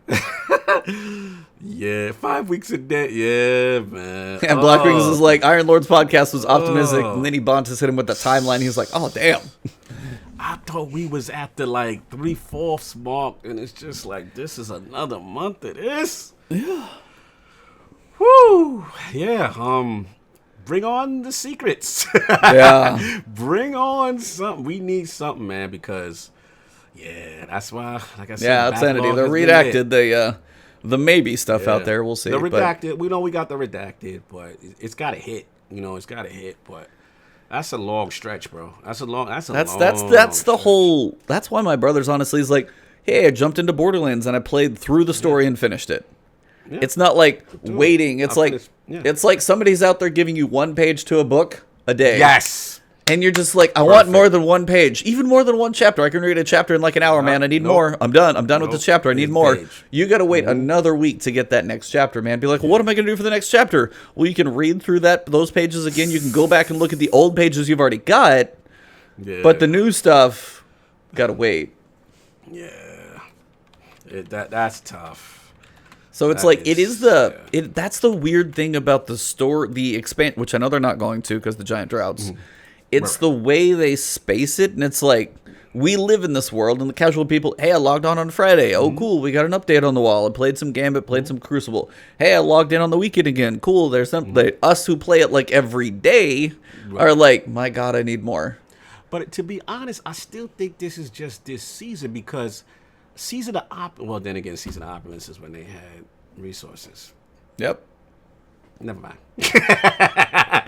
Yeah, I was gonna say because I was like season of opposite. We felt like every week it was and now it's just like, it's the gap. Like you said it perfectly. It's literally this amazing novel being drip fed one page at a time, and it just forces you to do other things until we get that September big juicy thing that we're used to having. And that's the frustration because there's stuff there that we want to get resolution and we want to get answers, but we can't get answers. Then we're stuff there we need fixes and we can't get fixes. So it's this loop of catch up, and then we have the epidemic, and then there's so much going on. I feel for them though. I do feel. But normally I would be super complain mode, but I've resigned myself to the fact that look, this is the situation. As long as you're transparent, I always say, as long as you're transparent and you tell me what's going on, I have no reason to question you. You know what I'm saying? But when you're not, I don't know what's going on, then I got to look at you with the side eye. Hey, they're telling us this is what's going on. This is what we're going to talk about. Hey, this is why this is happening. Now, this is why this is not happening. All right. We just got to hold the line, Guardians. Hold the line. It's a tough stretch right now. It's tough. You got to hold the line. Hit that backlog, man. Hit that backlog. There's some cool games. I've been knocking it out. But, yo, the chat is out of control right now. They on fire. Shout out to mostly Martinez. He said, I'll try to be positive. That I could. Hey, it's dark ages. It's dark ages right now. But, well, 4 positive things. Yes. The Guardian's Heart, the $20 emblem that they were doing. They've had all the Bungie bounties going on. Shout out to Ares, who had his literally yesterday on Stadia. Today is Fire Team Chat, by the way. 6 p.m. PC, Fire Team Chat, Bungie Bounty on PC. So, Fire Team Chat and Fran Mirabella. So, FM3 _ Gotta get there. Salute. That's my guy right there. But you got Mylan Games on the 4th. You got Frostbolt on the 5th. I would not play that day. I don't want to play against Chill, Frostbolt, and ZK Mushroom. Nuh-uh. First of all, y'all need to stay away from Riot and Ares on the They're terrorizing people out there. So continue. I'm going through the ones like 1 Second Guild, Log Power Slave. Like, there's a kind of funny there on the 8th. Like, they got a lot of cool people in here. So that's a good list. They've already broke 700,000. Oh, what's good games? Those are my peoples. That's what's up. They on there. Yeah, I seen them. Oh, the ladies? Yeah. Good people. But they broke 700,000 already. They passed it, I think, yesterday. It might have actually been during Riot stream when they posted. So they broke 700,000. It's all going to direct relief, which is, in this time, couldn't be going to a better place right now. So all the people on the front lines of fighting all this pandemic stuff. Yes, sir. They also have kilts for kids. So that's kind of one thing they do every year. So they got the kilts going on. You can do some donations. They're trying to get their 77K. It's going to, I think it's Ronald McDonald House Charities. So that's their donations page. You can go to there. But again, $10 gets you certain things. And then so $50 gets you the basically giant plaid emblem. So you can, if you sport your Scottish plaid pride, you're good. You got $100 for even more, $250, $500,000. So there's some cool rewards in here. Nice, good cause, of course, with Ronald McDonald's House Charities. It's going on to, event will be, I'm trying to see how long it goes on, because it's saying at the end of the event, no later than Friday, May 22nd. So if you are looking to donate towards this one, especially a good thing, definitely get in there pretty quick. So I think it'll be going on for a solid 2 weeks. Yes. No doubt. But I mean, that basically covers everything. They did say we plan to talk about Eververse feedback and some changes we'll be making to the store in future seasons next week. So these TWABs have actually got some meat to them lately, which is good, because I swear some TWABs we get, we're just like, all right, not much here. Cool. This was a meaty one. Yeah, this is good topics here. So it's been, I don't know, Eververse. we've kind of been saying it, but I've said it. Like we've had a lot of just it's too heavy that direction. I don't think they'll ever get into the numbers, but if they're like, hey, I know our price of the armor is out here, but these armors are paying for this, or like the Whisper ornaments pay for 0 hour. Like, we're not gonna get that information. But I was like, I'm curious how deep they go. I'm curious how like reasoning or strategic they say anything. But I'm also like, what is the set of armor right now from Eververse for Guardian games? Like, what does one set of armor cost? Oh, as far as I don't know what the breakdown is. I know it's pricey. It ain't cheap. Too damn much. I'm trying to scroll through and look here real quick. Tess, okay. Where is it? Yeah. But it's like an emote is $8. The sets of armor, I swear they're like. I mean, I know the cosmetic store. The expansion is 10. What? $8 and the expansion is 10. Awesome. Yeah, it's like that's a weird 6,000 bright dust and 1,500 silver. So that's right. If you want the Guardian game set of armor for all 3 characters, it is $45. That is more than Shadowkeep. Bruh. Listen, man. I'm not going to do that. I don't care. Never doing it. There are whales who are just like, sure, I'll do whatever, maybe that's what they do it for because there are enough of those, but I feel like if every so often they would even do stuff like give me a sale on some older things that's like, hey, here's a set of armor for like $3. I would buy up like a crap load of those. Especially if they're ornaments and stuff, I would buy more, but I do not like the pricing, and maybe it's just me and not quite on the microtransaction model, but generally it's too much. I'm not going to spend $10 for an emote because I don't use them all the time. Like, so many things I'm not going to do. And people are buying them because I see them in the tower and I see them running around, and it's like, okay, cool. I'm not hating on, a bunch of stuff, but it's just like, again, disparity. We talked about. Like, I am very angry with the Eververse situation. Like, normally I'm the most, it's funny, normally in past Destiny, in Destiny 1 and all that, I would be the most company friendly. Okay, this is just cosmetic, right? Yeah. But once they started pulling this stuff from rewards, now I'm not forgiving anymore. I'm really, really going in, and I'm dying to see how they address it because this is something that needs to be talked about. They have moved the pendulum way too much on one side. Well, I mean, like, cool. One of my buddies plays Path of Exile, for example. Mm-hmm. The game's friggin' free. Yeah. But they're like armor sets, which look fantastic, by the way. They're like stellar, glowy, like demon wings and stuff like that. Mm-hmm. It might be like a $30 skin. But like if you play the game for like 200 hours, be like, yeah, I'm going to support the devs with $30. Right. Like that's those decisions. We have a $10 content season, which is a small price for some of the content we get. I'll be honest. Like the seasons probably could cost more. Yeah, I agree. But in turn, when I try and justify it in my head, I'm like, an ornamental set for how much? For one character? For what?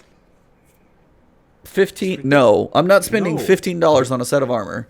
And if I go do Pit of Heresy, I get an emblem. I don't get an ornament, a piece of armor. I don't get anything that makes me look cool from what I just did.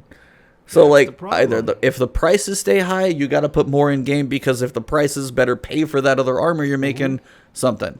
I don't know. No, I agree. It shouldn't be. I shouldn't be getting excited on reset because I want to see what Eververse got. Sometimes I'm too excited just want to see what cool stuff she got now. Like it's ridiculous. It's ridiculous. Like, ooh, I can't wait. I can't wait. That is the TWAB. I want to know if they really gonna be transparent. How transparent are they gonna be about these books? Let's see behind the register. What is good? What have you paid for? All right, open it up. We got the account registry here. Accounts receivables. We've got credits and debits over here. The Whisper mission credited. We're going to go ahead and debit that out and make that go ahead and pay for the 0 hour. So we got the Eververse Q1 funds, $12 billion. Whoa, man, that's really, that's working for us. Huh, we could probably afford a few more people here. Okay, no, I'm just kidding. I mean, they're not going that deep. There's no way in hell. I know they're not, but I just listen. For these absorbent, prices, then let's be honest, they added finishers. They've added a lot of extra resource, a lot of funding, man. It's been in there. Like, where is this payoff? And when are we getting the adjustment? That's what I want to know. When are we getting it? We can't have, good Nightfall rewards anymore and all the old stuff we miss. Man. Nightfall exclusives. Oh, don't even, like, the new strikes just stopped having them. Like, what? You can't even throw, like, 4 more guns in there? Just consistency. Be like, some of them have like ghosts and stuff like that, which is like fine. But I mean, you can't even throw, not even anything, not a cosmetic. Exactly. That's why next week is gonna be lit. It's gonna be. And for those of you guys that are here, we got a good guest coming next week. It is CB Gray. Some of you guys know him. He's rated me recently. I've rated him on Twitch. So if you guys have been on Twitch, you guys may have seen him. Honestly, ultra nice dude. Met him at Guardian Con. He's a good streamer. I think he might be a programmer. I can't remember. But he has a full day job. So next week will be an evening show. Be kind of our 6 p.m., 7 p.m., somewhere in that Eastern time, just whenever work gets done. So we'll be an evening show, but we will have him on to discuss the Eververse. So nice to have a third party on these controversial topics. So, of course. Because of course, like, we might agree or not, but got to have that third party to get some majority discussion going on in here. Absolutely, man. You're looking forward to it, man. Should be a fantastic campfire, as usual. Oh, yeah. Campfire chat will be good. Get him in here. I know he's got a camera, so you guys will get to see his lovely face. And nice. Yeah, so I mean, do you have anything else you want to talk about this week? I know we're roughly 2 hours. You guys have been awesome this morning. I mean, the last thing I'll say is that I know they touched on it. Beaver has returned for me in vicious fashion. My crashes have actually been a lot less. I'll be completely honest. Mine's went up this week. I don't know why. It was so annoying. All I was trying to do was deposit medals. Shout out. He said he needs that. Eververse needs layaway, and I'm over here dying. Sorry. Yo, Black Wings not laughing at you right now. He want the invoices too. Yeah, oh my God. Facts. We need the receipts, man. We need the receipts. But I couldn't even deposit some medals. You know what pissed me off? I would land, walk to the podium, crash, go back, land, get right at the podium to deposit again, crash, Beaver. I'm like, what is going on with the Beavers? So yeah, man, it was really frustrating. Like maybe 2 days ago. Yeah, I don't know, man. We'll see. Hopefully they can get that stuff straightened out. Cause Steam, we got to talk, man. We got to talk. Y'all got to get in the room, get the higher ups, get Pete Parsons, whoever the head of Steam is, and figure out this network situation. Because let's be real, on Battle.net, don't record these issues. Gotta keep it tall on this. Battle.net was kind of smooth. I don't know if you remember it. Remember that Battle.net? Don't know how you feel, but no. Honestly, I was talking to my brother about that, and he was just saying it's like Battle.net is really strict. Yes. And it's like when they made the switch, like whatever anti-cheat Battle.net had built into the PC when they developed that thing at first, that hasn't been transitioned to Valve yet. That stuff has not happened. So it's been a little a little unstable. So I mean, the Valve stuff hopefully will come soon. Hopefully we get that. And I got a good person for you guys to raid this morning. She's actually, if you guys have ever had, and if you guys want to try and get the podcast love out there. So the your focus went out. Yeah, I know. Hold on. Tap your focus. Promote correctly, sir. Oh my God. There, autofocus. Mm-hmm. You guys ever feel a little focus GG action? Yes. So one of the people slightly related to that, I'm going to send you guys over there. So send her a little bit of love when we wrap up with the podcast. Sir. So don't bail. Want to give her a nice little raid. I always like to send the love. Shout out to everybody who was in my chat last night. You guys nearly broke me last night. Last night's stream was amazing. And honestly, today, you guys have been awesome. So me, I'll make mine ultra quick. You guys will find me streaming. As I'm done with Fallout, I might be practicing and recording stuff. I might be playing a little bit more Neo now. I want to finish Neo to get to Final Fantasy. That's my order. Please. I know. Let's go. Final Neo first, because I can't just drop that mid-mission. So I want to finish that. Final Fantasy's next in these doldrums of spring. Yes. So you guys know where to find me everywhere. Cognito, what do you have cooking, sir? Any amazing guests on the Iron Lords podcast coming up? Actually, actually your state. Your state is being represented. I got my boy Fame Entertainment from Texas. He will be in the building. Long time. Yeehaw. Yeah, man. We got some yeehaw out here. Shout out to Fame. He will be coming through the realm. We'll be talking about everything that's going on in gaming on the Iron Lord Podcast Sunday, 1 p.m. Eastern. Hot topics. We will touch the Last of Us situation as much as we can. Please stay away from the leaks. It is spooky out there and a lot of stuff. We got a reveal event coming from, at least one part of a reveal event coming from Xbox Series X. We'll talk about console stuff, all that good stuff. So check us out. And again, thank you guys for supporting lordsofgaming.net. We're really doing well. Like to see the growth there. All you guys are supporting us. And also, Iron Lord Podcast, I'll get you all the information. We will be getting it. For those of you who do not like YouTube, we will be getting it on Twitch and the Iron Lord Podcast mixer as well. So stay tuned for that this Sunday, hopefully 1 p.m. Eastern. If you're on those platforms, you will also get a chance to be part of the realm. You don't have to be locked into no YouTube. So that's all I got on that. Then, of course, and I always say on Iron Lord Podcast, the best Destiny podcast that you never heard is The Last Word with my man Ebontis on Friday. So I say it everywhere now. You can quote, you can look at the tape, you get to get the receipts. Oh yeah, receipts. Got the receipts. I got receipts now.